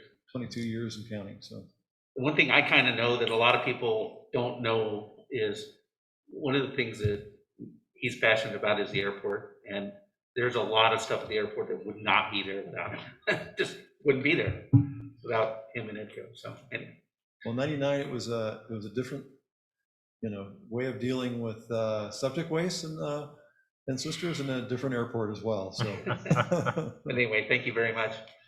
I think we can move on to I had a entertaining a comment. motion. Oh, please, I'm sorry. Just nothing too exciting, but EDCO has a little bit of that position where, or any organization similar to it, where you run the danger of I call them Mary Poppins organizations, where, you know, they have a point where they've done their job and now it's time to part ways. Open up your umbrella and part ways, but I feel on some level that is the case, and on other levels it's not. You know, EDCO is very much still a partner for the city. I think, you know, we are all quite aware that economic development is something that you work on in good times and bad times. And being a small community, I think we're all feeling like, the more we can focus on housing and daycare and all of the services that the city can help with to support our economic development, is where we need to be putting our energy at the moment. But definitely plan on keeping EDCO as a partner in some capacity, and maybe that ramps up again in the future. I think we all very much agree on that point. And I've enjoyed serving on the board this year, just short experience with you and the team. Very professional. I've enjoyed participating, unfortunately, virtually, but thanks for that. And yeah, we're excited, and good luck with Roger 2.0. And we're all excited for what you're going to do next. And I think you're leaving the organization in good hands as well. So thank you for your time. Thank you, Councilor Letts, for serving on the EDCO board. Your perspectives, unique perspectives, I think you bring to the board. So thank you. Yeah, I'm super excited about the next chapter for EDCO and about the leadership there, not only at the interim CEO role, but for our board and executive committee. So I think it's also a great inflection point to maybe look at doing things even differently than they've been done in the past. So yeah. Gary, do you have anything? And I'm so sorry that I missed you. No, that's okay. My only comment is to echo and say that this process with other organizations might have been like a bad divorce, and it's not. This really feels like just a slight shift in the direction on the seas, and at any point in time, the decision may come around for the benefit of the city to go back to something that looked like what we had before. But Jennifer said it well. I think when we talked about it, we talked about what are our priorities over the next 3 to 4 years. And we have a lot of things to do within the community. And plus, we're running out of some of that buildable land for business type use. And so it felt like this was a chance for us to kind of sit back. And I really applaud the willingness of you and your team to look to redo this in a way that benefits us, as opposed to saying, no, that's not how it's going to work. So thank you. Yeah, welcome. That's case for us. We are an organization that serves the communities, not the other way around. And we get that. So Yeah. anything else? Okay. All right. Now we can entertain a motion, I think. Thank you, Roger. I would move to approve a memorandum of understanding between Economic Development for Central Oregon and the City of Sisters for Economic Development Services, and authorize a city manager to execute the agreement. All right, do we have a second? Second. Thank you. We have a motion and a second. We're going to go straight to a vote. All those in favor, please say aye. Aye. Nays? None? Thank you very much. Roger's got her finger. Okay. One question for Cory and council.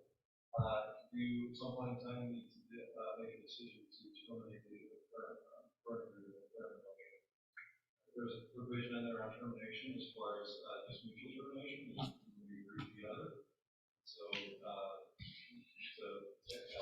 Yeah, I thought about that too. I mean, it sort of spells that out a little bit in the MOU, but it might not formally, technically, per the old agreement, satisfy that provision. So probably a short letter that, again, we both signed, I think would just be sufficient for record keeping purposes. Do you want to try to do that administratively before Friday? I think we can do that. Yeah, I think we can even put some smiley face emojis or thumbs up in there or something. No, maybe not that, but you know what I mean. Yeah, that'd be great. And thank you for, as Roger mentioned, he drafted a great letter to go to the Board of County Commissioners. I reviewed it this afternoon, and we're at least going to get that transmitted over to them. And then if the conversation continues on to John Stark and myself and council, working with the county, we will continue to carry that torch. So appreciate it. Thanks, Roger. Don't be a stranger. Okay, thank you. Thanks. All right, Drive safe. next item on the agenda. Public hearing and consideration of ordinance 520. This is an ordinance of the City of Sisters amending the Sisters Municipal Code, Chapter 5.10, which chapter concerns regulation of public events in the city to amend provisions concerning timing and contents of permit applications and to make other amendments concerning temporary structures, road closures, and suspension or revocation of public event permits. So I am opening the public hearing. And we have a staff report. Okay, thank you, Mayor. Thank you. So just run through this real quick. We went through this at the, gosh, I want to say it was November workshop. And the bulk of the changes to the existing ordinance revolve around application submittal deadlines and completion deadlines. We wanted to adjust these to accurately reflect the actual time that we're spending on these and the time that is needed to process these applications. And then we have some transient merchant language that got included, as well as, we had the request from Sisters Outdoor Quilt Show to allow road closures for citywide events in that road closure period of time between Memorial Day and Labor Day where it's not allowed. And then we had just additional permit denial, suspension, and revocation language that was added in. So that's it. Thank you, Paul. Is there any revisions at all, Corey, to read? No revisions. Okay, thank you. All right. Thank you for that report, Paul. Is there any public comments? Anybody who'd like to make public comment, please unmute yourself. There is a raised hand on Susan Collins. Oh, okay. No public comments. All right, thank you very much. All right, I'm going to close the public hearing.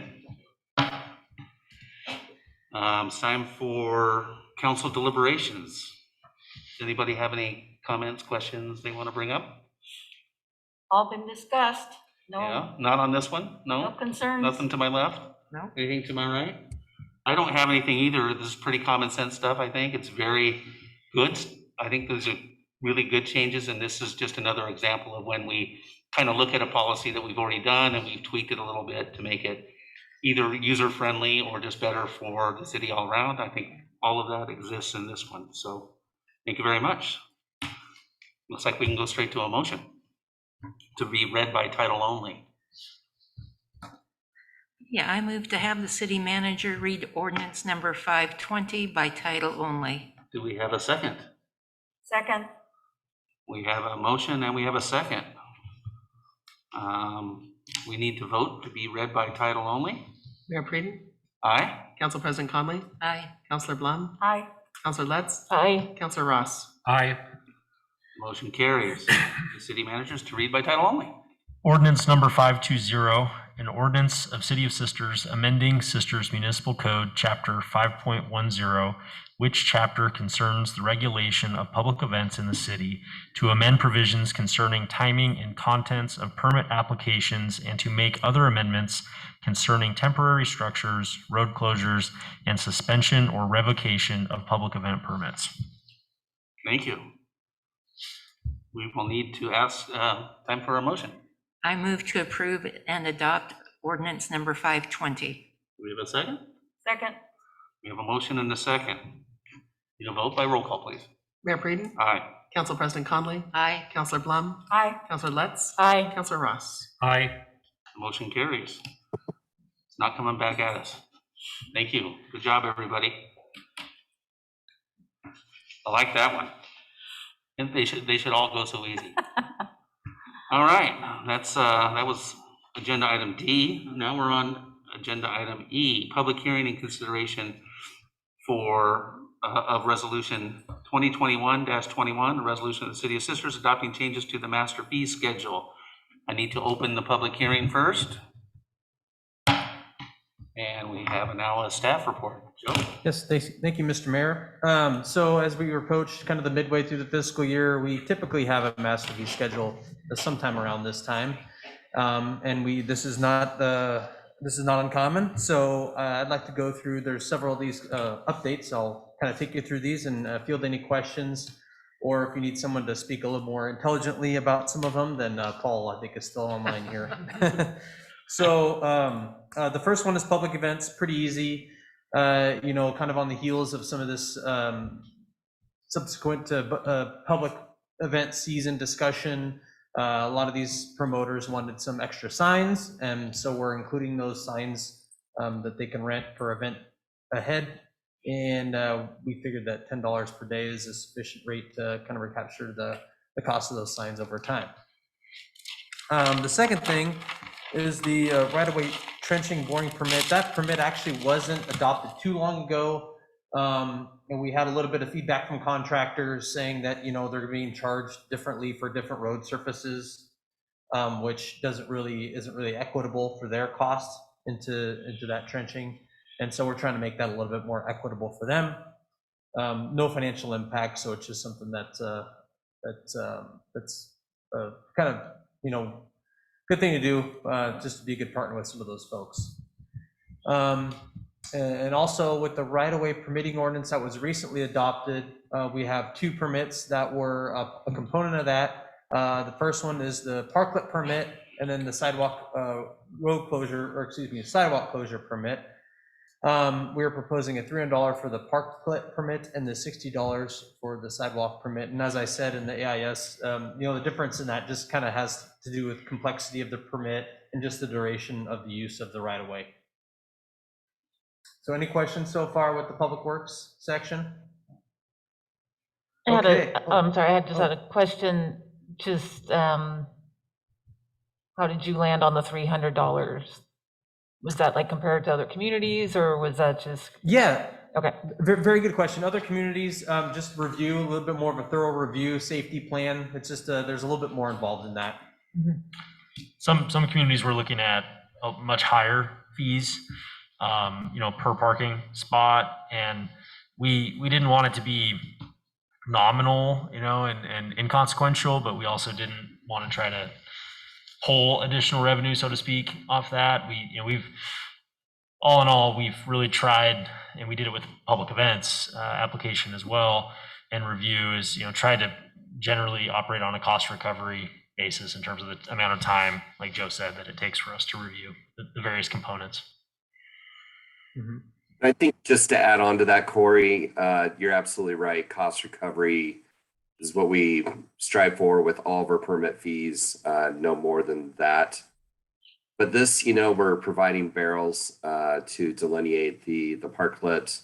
We want them to look nice, so we included some labor and material to stain those barrels every year before they go out, because if we don't, they start looking tattered, and we don't want that in our downtown core. So that had a good portion of what that $300 is made up of. Okay. Oh. No, go ahead. Oh, thank you. So moving on to the overnight park. So staff is proposing a $5 increase per night for the full hookup sites. We have two kinds of full hookup sites. We have a 30 amp and a 50 amp.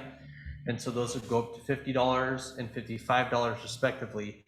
On the heels of the camp season, you know, staff had a good debriefing meeting and brainstormed about things that we can do better, enhance, what have you. And some of those things were just kind of the orientation of the camp host sites in terms of maybe making that a little bit easier for them to manage their job. You know, we have an easy up tent right now, and just maybe delineate a little bit of their area from the rest of the campground. In addition to that, we've had it on the books to do a maintenance shed close to them. The one that's there now is a little bit dilapidated. So those are just a couple little things. In addition to that, we also have seen the dramatic increase of our reservation website being used, and there is a fee for that. We do have contemplated that in the past, but probably not as much as we should. So that's also incorporated to the justification of the increases here. Okay. Before we get on to more questions, we'll ask if there's any public comment. Oh, I've got one Oh, more. excuse me, go ahead. Yeah. Sorry. So the last one is just a little bit of refinement of language with our SDC fees. And what this basically means is whenever the payment is due, the applicable SDC rate applies at that time, at the point of sale. So that's just a little clarification point. Okay. Now we'll ask for public comment. Thank you, Joe. If anybody would like to make public comment, please unmute yourself at this time. See none? Okay, thank you very much, Carrie. All right, I'm going to close the public portion of the hearing. Now we can do questions. Sorry, we probably shouldn't. I don't think we're supposed to do that until we're done, but that's okay. Does anybody else have anything else on this one? I do not either. Actually, I did. Go ahead. On the SDC, so when somebody comes in and applies for a project and they're trying to figure out what the costs are going to be, they really won't know absolutely until the day they actually pay them. Because in the interim, we could raise the fees. That's correct. I mean, they won't typically be raised beyond that of an inflationary increase. But there's been a little bit of confusion just for staff in the past of what rate to impose. And in a project, at what phase of the project do they actually pay the fees? They pay the fee when if they want like usually it's a water meter. So infrastructure. Infrastructure, yes. So that's fairly early on in the project. Yes, it is. Yep. Okay. And it's a little more equitable with the fee, if you think about it as well. You know, when we make those inflationary adjustments, those are kind of real time, infrastructure cost differentiation. So. Right. Okay. I just wanted to clarify that. Thank you. All right. Mhm. Anybody else? I think we can entertain a motion at this point. I move to approve and adopt resolution 2021-21. Second. Thank you. We have a motion and a second. We'll go to a vote. All those in favor, please say aye. Aye. Any nays? All right, resolution passes. Thank you very much. Thank you. Appreciate it. One more, it looks like. Yep. All right. Then we need stuff from the work session too. Yeah, and well, yeah. Anyway. The next item is discussion and consideration of resolution 2021-22, resolution amending the pay plan classification for the city of Sisters. This is not a public hearing, so we just hear from Joe. Yes, Joe. thank you. So this is kind of an unusual time for us to present this adjustment to the pay plan classification schedule, and we're doing that through the cost of living adjustment, or COLA. So as a lot of people do, staff pays close attention to what's going on out there in the labor market. And when the Social Security Administration came out with the 5.9% increase for COLA starting January of this year, that was quite staggering. I think I put in the staff report, that was the largest increase since 1982. So I had a management team talked about that as to what we should do about it. And we thought it fair to use the same methodology that we used during the budget process to propose an adjustment to all mid-year.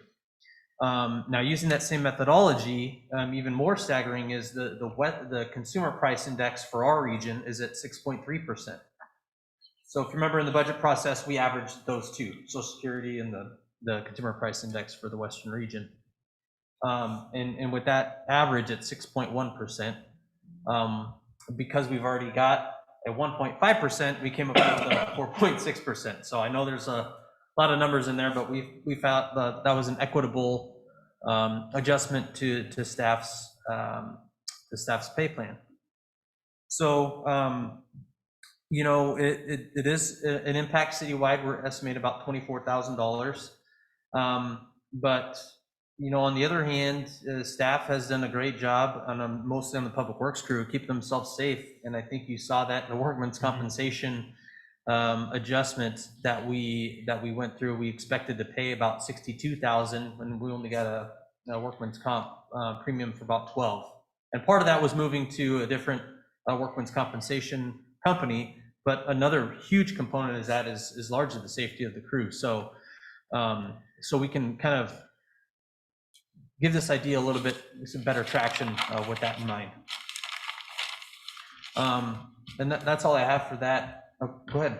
No, thanks, Joe. I appreciate it. I think the only part I'd add is that, and I don't bring this up to discuss whether we have an adequate level of staffing or whatnot, but I bring it up to underscore how great of a staff we have. We are a pretty lean, mean fighting machine, and we understand too that as we've talked about in a variety of ways tonight, that maybe that doesn't mean we need to add a position there as we've done to an extent that we have employees that are proud to work here, but that we also and are thankful for the benefits and package that we provide to them, but also we need to do our part as well when things are shifting, and some of their take-home pay every 2 weeks is being eroded by factors outside of their control, outside of our control. So as Joe laid out, the numbers are fairly immaterial to our budget, and this is the least we could do to accommodate them at this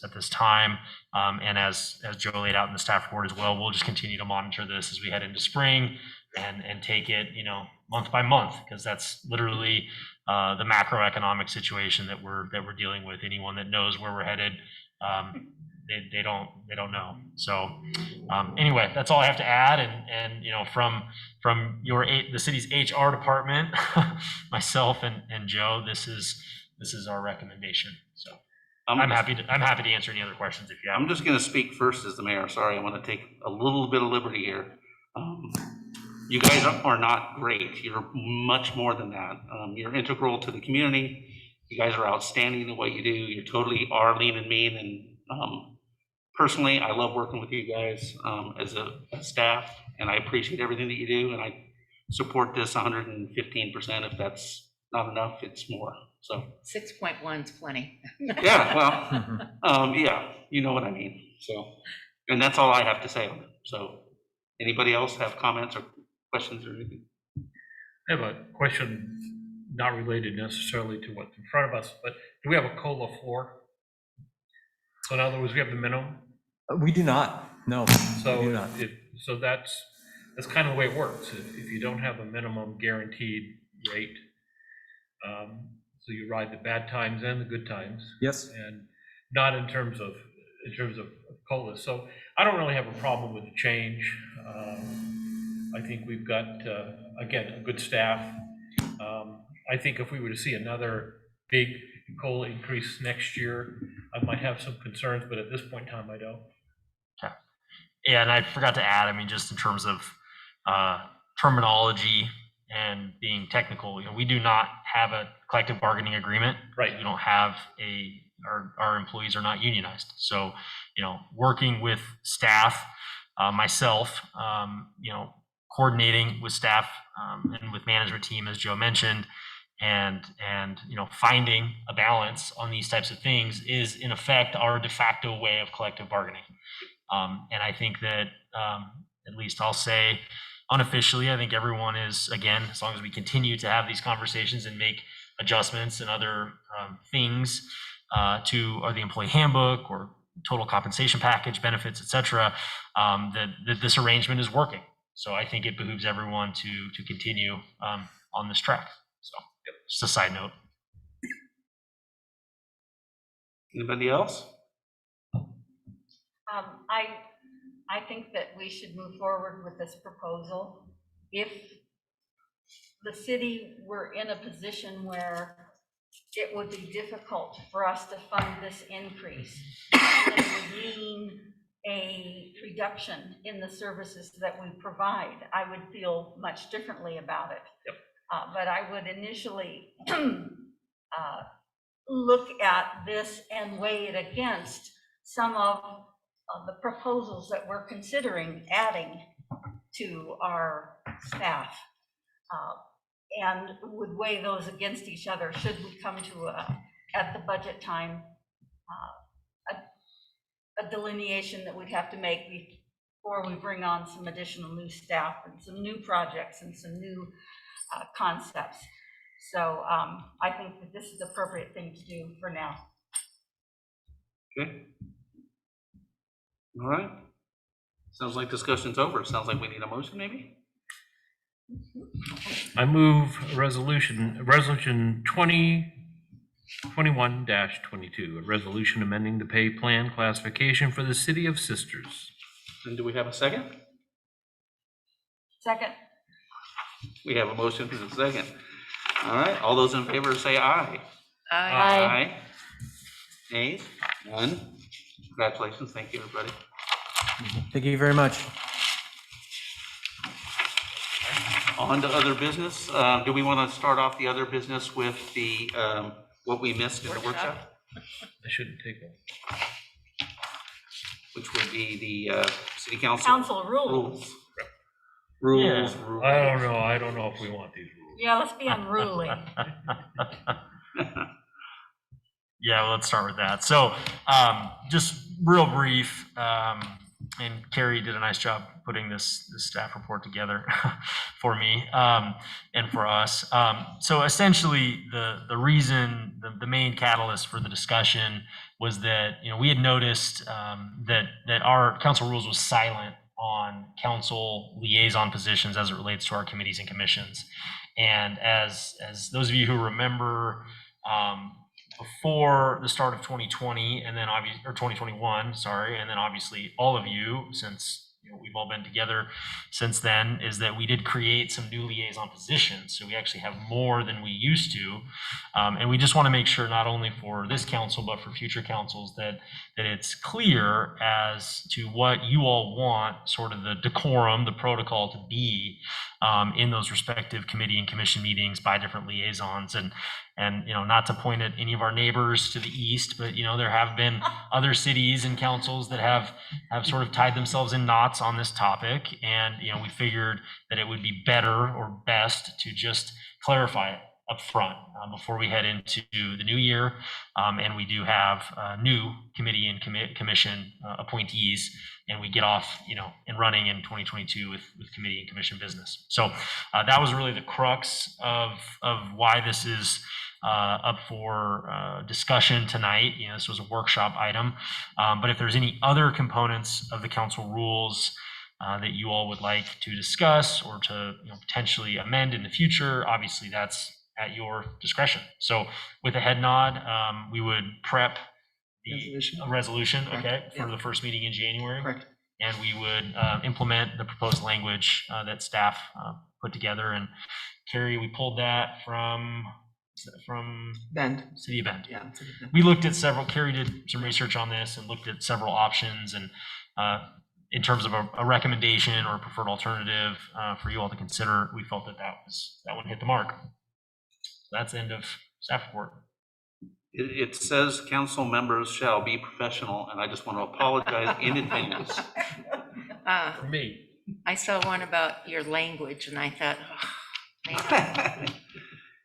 Not your language, but council. Oh, okay. Phew. I thought you were going to pile on there. Okay. No. Go ahead, please. I would say my only comment on this, having served on one of these boards, and then being the council liaison to one of these boards, this is exactly how I felt it should operate and how it did operate when I was on the board. Thanks to Nancy. And so when I read this, I thought, oh, I'm surprised it's not already written down somewhere. So Right. Good job. No, I agree. Anybody else have anything? I just want to second what Gary said and would request that when we have new committee chairs, that they get a copy of this too, so they don't go, hey, Councilor Conley, what do you think about? Yeah. Because it's not our position, so. And that does happen, you know. It does. So you just deflect it back. So I'm here to listen and to answer any questions you might have about the council, but this is your discussion. Good. You got my head nod. I think that's 5, 4, 5. Okay, everybody's nodding. All right. move on to the next item. We have some board appointments.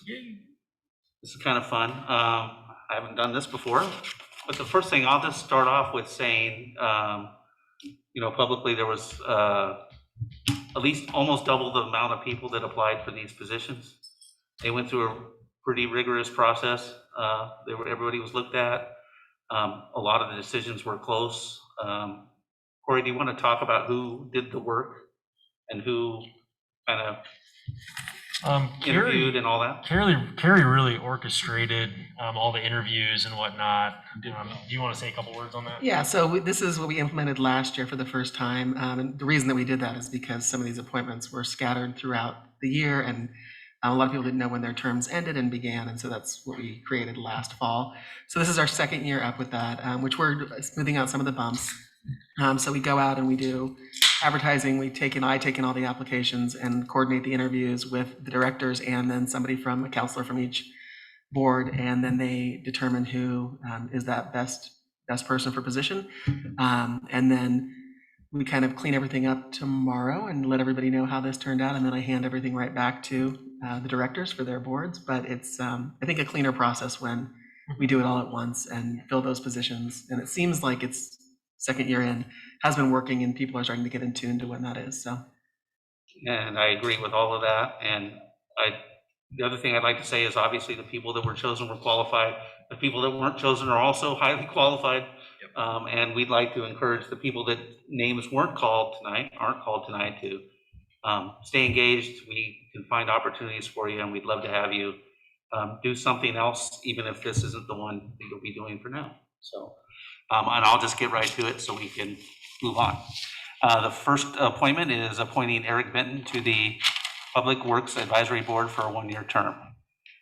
The second appointments are appointing Molly Bauman, Asa Sarver, Sarah McDougall, and Emily Curtis to the City Parks Advisory Board for 3-year terms. The third one is appoint Rebecca Green to the Urban Forestry Board for a 3-year term. The fourth appointment is appointing Alex Powell to the Budget Committee for a 3-year term. I want to thank you all for serving. The names I just called, congratulations, and we look forward to working with you here at the city. Anything else? Okay. I had one question for, Go ahead. Go I ahead. just had a question for Carrie, since a lot of these are like 3-year terms, or you end up doing this every year. so everybody rotates terms when the resolutions are put in place. From the beginning, people have different length terms. Our Public Works Advisory Board is a great example of that, since they just started last year. Some people had 2-year terms, some people had 3-year terms. And so what we have with the Public Works Advisory Board, that appointment was only for a 1-year term because they're actually taking over a position that somebody resigned from. So we track all of that. If somebody resigns mid-year, then they may be appointed to a shorter term than somebody who actually has a term that's up. All of our terms are 3 years, except for the Planning Commission, which is 4 years. And there was nobody up on the Planning Commission this year, so. Okay, I was just wondering if that is a lot of work to do every year. Because it's kind of standardized, it's just part of the schedule that Okay. happens. So I think it's, so far, it was a lot of work last year. This year it's a little less work, and it's like all things, as you get through, it becomes a little bit easier to do. So. But it's a lot better because it's all at the same time now. Correct. Well, and that's the Okay. part that I think we went I to. forgot that, I'd forgotten that we did that. And that was Yeah. a huge adjustment Yeah. because otherwise we were doing appointments in Everywhere. scattered all over different Yeah. times of the year. It was Yeah. that was a nightmare. to Every track. department was doing their own. It was one of those pieces that we kind of just cleaned up that process. So we could take care of it in one fell swoop and then move forward. All right, thank you. And it's much nicer now that we have several applicants to choose from. Before it was, well, if you volunteer, you're probably going to get grabbed. And So far, so good. so far, so good. And I Trying to wanna- treat them right. I want to compliment Carrie on, we had 6 interviews over a 2-day period, for one day to the other, for the parks, and it went very smoothly. And it was all because someone at this end was making it go very smoothly, and we all know who that was. So thank you very much. It would have been difficult, both, I think, for the candidates and for those of us doing the interviewing, if it hadn't been all set up as cleanly as it was. And I want to echo what you said, Mayor Friedman, and that is that we had 6 excellent candidates. And really, a lot of the choices we made were based upon the fact we knew we were doing the park's comprehensive plan, master plan update, and looked for folks that we thought would bring a skill set to the table to really bring that forward.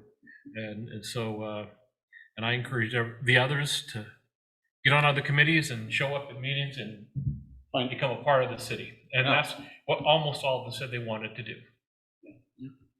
We have a great town. There's just no doubt about it. We're on to staff comments. Paul, are you still there? We'll start with you.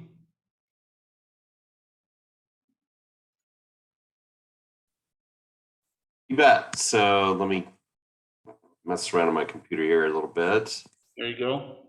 So I just wanted you to be aware of everybody's been talking about and anticipating this IIJA hitting the state of Oregon, the Infrastructure Investment and Jobs Act, and ODOT is starting to roll it out. They held a webinar earlier this week.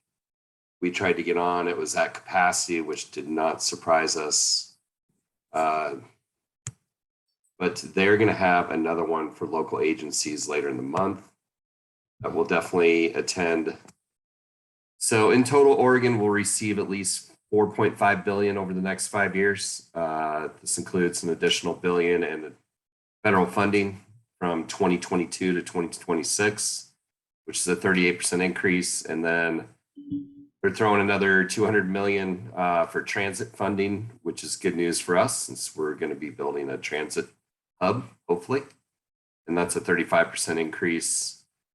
The other buckets that can affect us, there's going to be $50 million for EV charging infrastructure, $82 million for carbon reduction. There's some disaster resiliency money, $94 million, some safety, $45 million. Active transportation will definitely go after that, $30 million, and then, over $200 million in local priorities. So that's kind of what we're looking at for that, trying to bridge that funding gap for Locust Roundabout. So we are going to make our pitch. We're going to lobby, obviously, for that project. Hopefully they don't take all 200 million and throw it on widening and capping the Rose Quarter section of I-5 at the cost of 1.25 billion.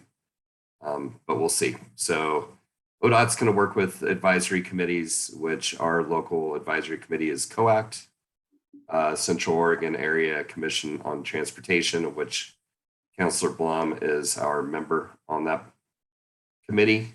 So there should be really good dialogue with that group. And then obviously recommendations are to come through the committees to the OTC, and they'll figure out how to divvy this money up. So I think we're looking on the cup is half full at this point. And again, we just need a couple million. That's all we need. So we'll keep you more up to date on that. The meeting that they're having is, hold up here. So for the local governments, we got the AOC and the LOC. They're sponsoring an ODOT briefing and Q&A on December 15th. So Andrea, Councilor Blum, please put that on your calendar. I'm sure it already is. Maybe we can meet down at City Hall and join that together to see what they got to say. So we'll keep you guys up to speed on that. And then the other thing, I guess, to bring to your guys' attention, I'd like to offer a toast to all of those of you that are drinking the best water in the world. This is water from our recently completed well 4, which we're so happy about, very proud about, very thankful for. So we will have some type of ribbon cutting that will include the Chris Converse representing the Doro family, who's got this all rolling with the water right. So cheers. Cheers. Cheers. Good news on that. Hey, Paul, I'd like to be at that one too, if that's okay. Please Absolutely. invite me to that ribbon cutting. That's all I had. Thanks. I don't want to be the highlight. I just want to be a side. I don't want to be the. All right, anybody have any questions for Paul? Thank you, Paul. I do. Oh. Sorry, I saw a new blade on a truck today, a snowplow. Good. Yeah, it's very nice looking. How much does something like that run? It's big. They run about 10,000 installed.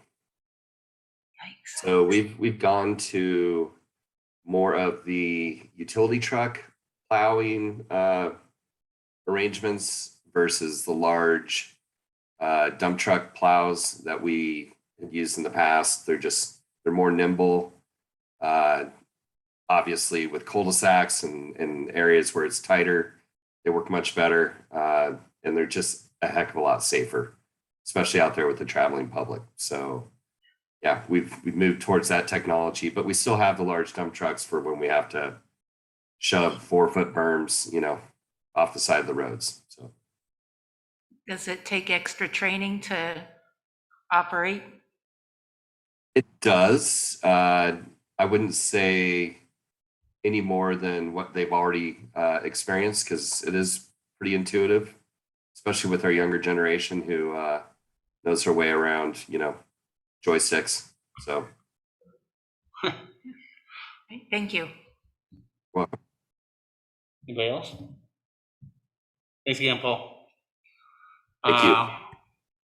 Kerry, I got you up next. What do you think? Sure. A couple of things, not too much. The public safety survey, as we talked about earlier, has been closed. We did actually take surveys in for an extra week. We knew that they kind of straggle in after Thanksgiving. So we stopped those as of Monday. And I'm working with Julie on putting together that report that I'm hopeful to get to you before Christmas, but that might be January. Sorry, Andrea. Might be. And then right now, it's housekeeping. And so part of my job is records retention and cleanup. And December is always that month for me. So if you see me with my head in a dusty box and I'm sneezing a lot, that is what I'm doing. All right. Any questions? Thanks for that. We're looking forward to seeing that, by the way. Her head in a dusty box. I was thinking that too. No. All right, Joe.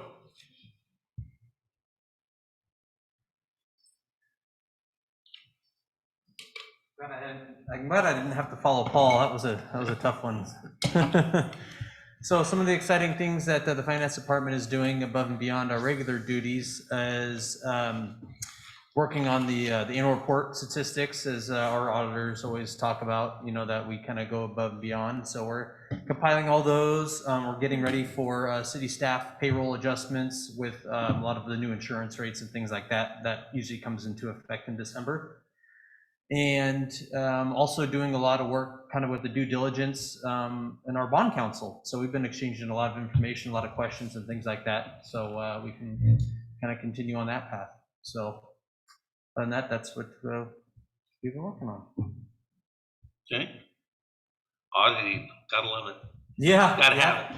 They should get it done by the end of the year. I think they're, I think they had some things going on in their firm, kind of out of their control. So I think they're a little bit later doing some of this field work than expected, but should be fine. We get them their information right after they ask for it, so.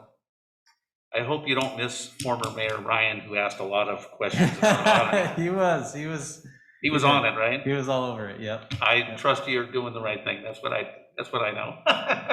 Yeah, we sure are. We have really good, thorough auditors, and we're happy to work with them, and hopefully the thing's mutual. We appreciate it. Thank you. Yeah, thank you. And when we've talked about staff today, it's not just staff, it's all the directors, it's Corey, it's everybody. So, Scott. It's also Scott. Even me? Even you. Even Scott. We're being generous today. Yes, it is. So just, I think we touched on a few of the updates already tonight, maybe within our council memo that you got, but you also saw the notice of decision that the Woodlands application was approved by Planning Commission. I just want to commend the planning commission on how well they performed during this process, especially the chair ran a good meeting, made sure that everyone got a ample opportunity to say their piece and to make comment, both commission and public have plenty of opportunity to comment on this, and they stuck to the criteria that they're supposed to review and use when they review these things. And so I just wanted to pass that on, that if I was just a passive observer, got on the Zoom call that night, I'd have to be really impressed with how that process worked out. That's really good to hear. Yeah. And then I just want to give you an update. We're in the middle of the interviews for the principal planner. We did our first round virtually, and then based on that, we invited 3 candidates for an in-person interview. All 3 were scheduled for tomorrow. It looks as though 2 of those we're going to postpone until next week because the weather, we didn't want people driving over the pass. Is like a winter weather advisory tomorrow, and we don't want anybody risking their lives. This planning important, I think, is really important, but it's not brain surgery. So we're going to postpone those till next week. And there's one local candidate that we've provided them that option as well to give them more time, but we haven't heard back from them. So we're still hoping to wrap it up by the end of next week and have a job offer out to somebody by the end of the week. So. Working on code enforcement, specifically 252 South Elm. That's a high priority to get that property cleaned up. It's been difficult. The latest we've heard is that the applicant or the owner of the house has purchased a new house in Eugene with lots of storage that they're planning to move the stuff from there over to there, poor Eugene. So we're working hard. It's been slow, but that's a high priority for us to try to get that cleaned up. In addition to some other code enforcement issues going on. Are they gonna sell the property here, or do they? He didn't say that. He didn't say that, no. And there's also an issue of, camping on the property that we're also enforcing as well. So he hasn't said he's gonna sell, but he at least tells us that he's committed to cleaning up the property. Whether that happens, we're watching it closely. Thank you for doing that. Yeah. Anything more? No. Okay. One thing, great job with the planning commission. I know it takes some massaging to keep that process going, and it was not just one meeting, it was many meetings. So thank you for that. And I did want to publicly thank the planning commission for that hard work. There were 75 conditions? Yeah. That's a lot. I mean, I've been on planning commission, and frankly, it's harder than what we're doing up here, if you ask me. It's much more time behind the scenes and very little thanks. So I am publicly thanking them right now. So we appreciate all of them there. Does anybody else have any questions or comments? It's getting a little late, huh? So thanks, Scott. Thank you. Corey, you're next up on the chopping block. I will end it how we started it, just in terms of chugging away on all the council goals. And I think maybe Joe said it, but everyone could have said it as well, that those council goals are above and beyond our day-to-day operations and the other routine business that we do. So I think it's good to remember that those are us reaching and striving and kind of pushing the envelope as it relates to us being a small but creative and forward-thinking community. So we're just keeping real busy on that. I know I've been sending a lot of information to you all as it relates to the ARPA requests through the county. And then, we do have a 5-week break until January 12th, but we'll be working on all the projects that we covered earlier, as well as others. And we have a little bit of an inside goal to be sending you all at least one, if not multiple emails every week. So you'll still be getting homework over the holidays. So sorry for the joke, but yeah, we'll continue to be in touch. And if you have any questions, please let me know. Okay. I'll start off. The first thing I'll say is, if we policy-wise are pushing too many goals and too much, the one thing we'd always want you to do is be honest, and if you can't do it, you can't do it. We get that. I mean, I don't think any of us up here are just like cracking to get every goal done on time, every time. So that's definitely not, we just want you to be honest about it as your position dictates. So thank you very much. I don't have any questions. Does anybody else have any comments or questions after that? I'll put my whip away. Thanks, Gary. Appreciate it. Team player. All right. That's it on that. So staff comments are over. Thank you. Mayor, Councilor Business. Gary? Nothing really. I've been sitting in on the Deschutes Public Library planning meetings. They're still at the conceptual stage, but it looks like it could be an interesting facility. It is going to be on this end of Bend, out by the shopping center. Can't think of the name, which one it is, but the big mall on this end of town. And there'll be a new roundabout going in and some other things that will happen there. And so it's, while we're going to have improvements in this facility next door, in fact, they're doing the roof this morning, I think that it will be, to some degree, another asset we'll have close to us if we need something in terms of meeting space and some other opportunities and activities that may benefit the citizenry of our community. Even those 18 miles away, it's much better than being on the other side of Bend. So that's about it. Yeah. Anything else? All right, I'll check you out. Try one of those macadamia nut things so you can go home with a sugar high. Thanks. Andrea? Nope, don't have anything. Nothing. No. Nothing at all. Paul took all my fire away.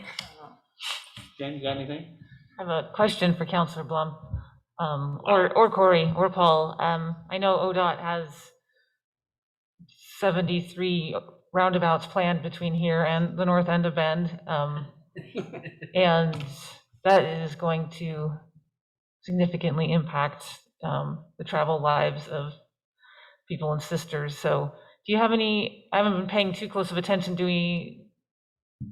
how are those getting lined up in their execution? Does anybody know, which ones are coming first, or here comes Paul? Paul. I had a good answer Muted. for you. I don't. I can find out.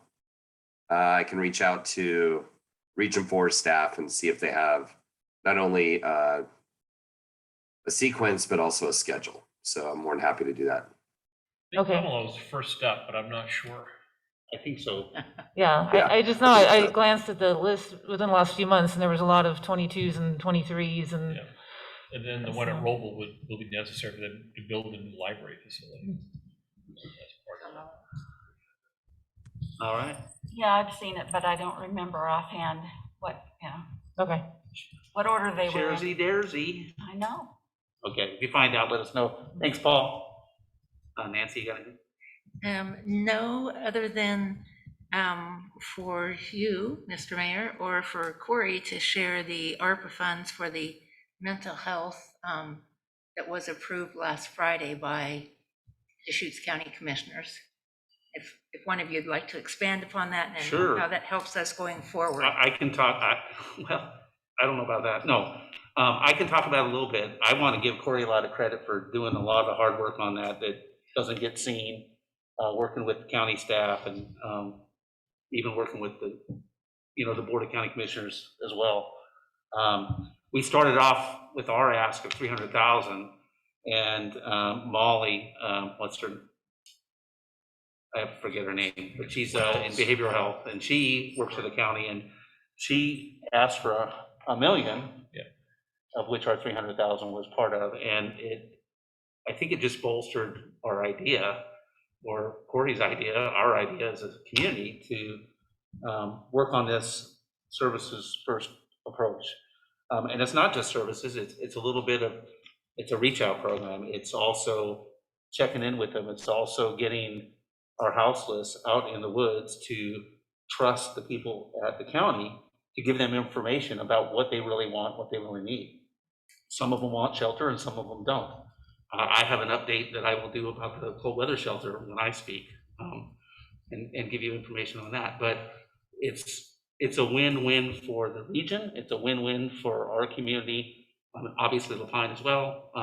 I think it's exactly what is necessary and is measured, and it was thoughtful, and I'm really proud that we were all part of it.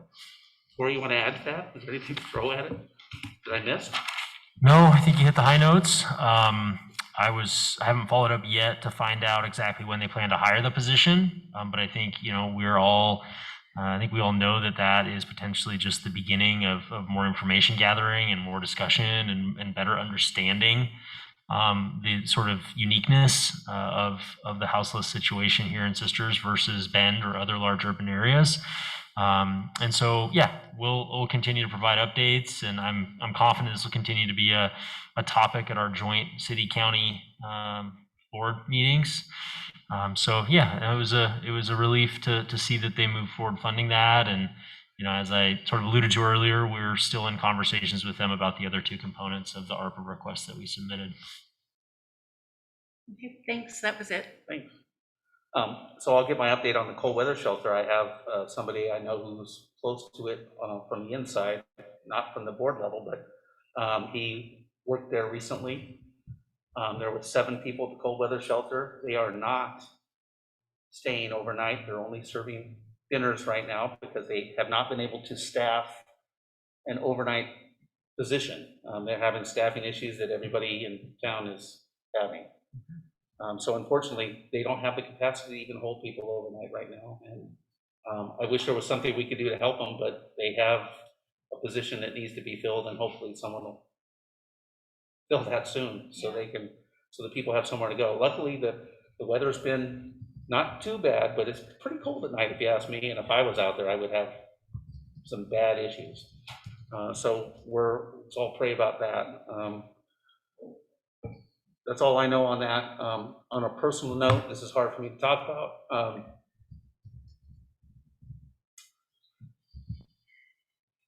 I guess I won't talk about it. My mom's in hospice, so I may have to bolt out of town at any time over the next month. So just keep that in mind. If I'm not available for whatever reason, I'll keep everybody informed. I don't think that I'll probably even be there when it happens. I'll just have to be there for my stepdad soon after it happens. At least she's doing it home, so, but it just kind of makes this holiday tough. Yes. Anyway, thank you. And the last thing I want to do is wish everybody a Merry Christmas. Enjoy your families while you can, because life's short. So just remember each other, and we'll just continue doing what we do after the new year. That's all I have. Thank you. God bless. Sorry about that. Wasn't No. trying to do that. No worries. No, yep.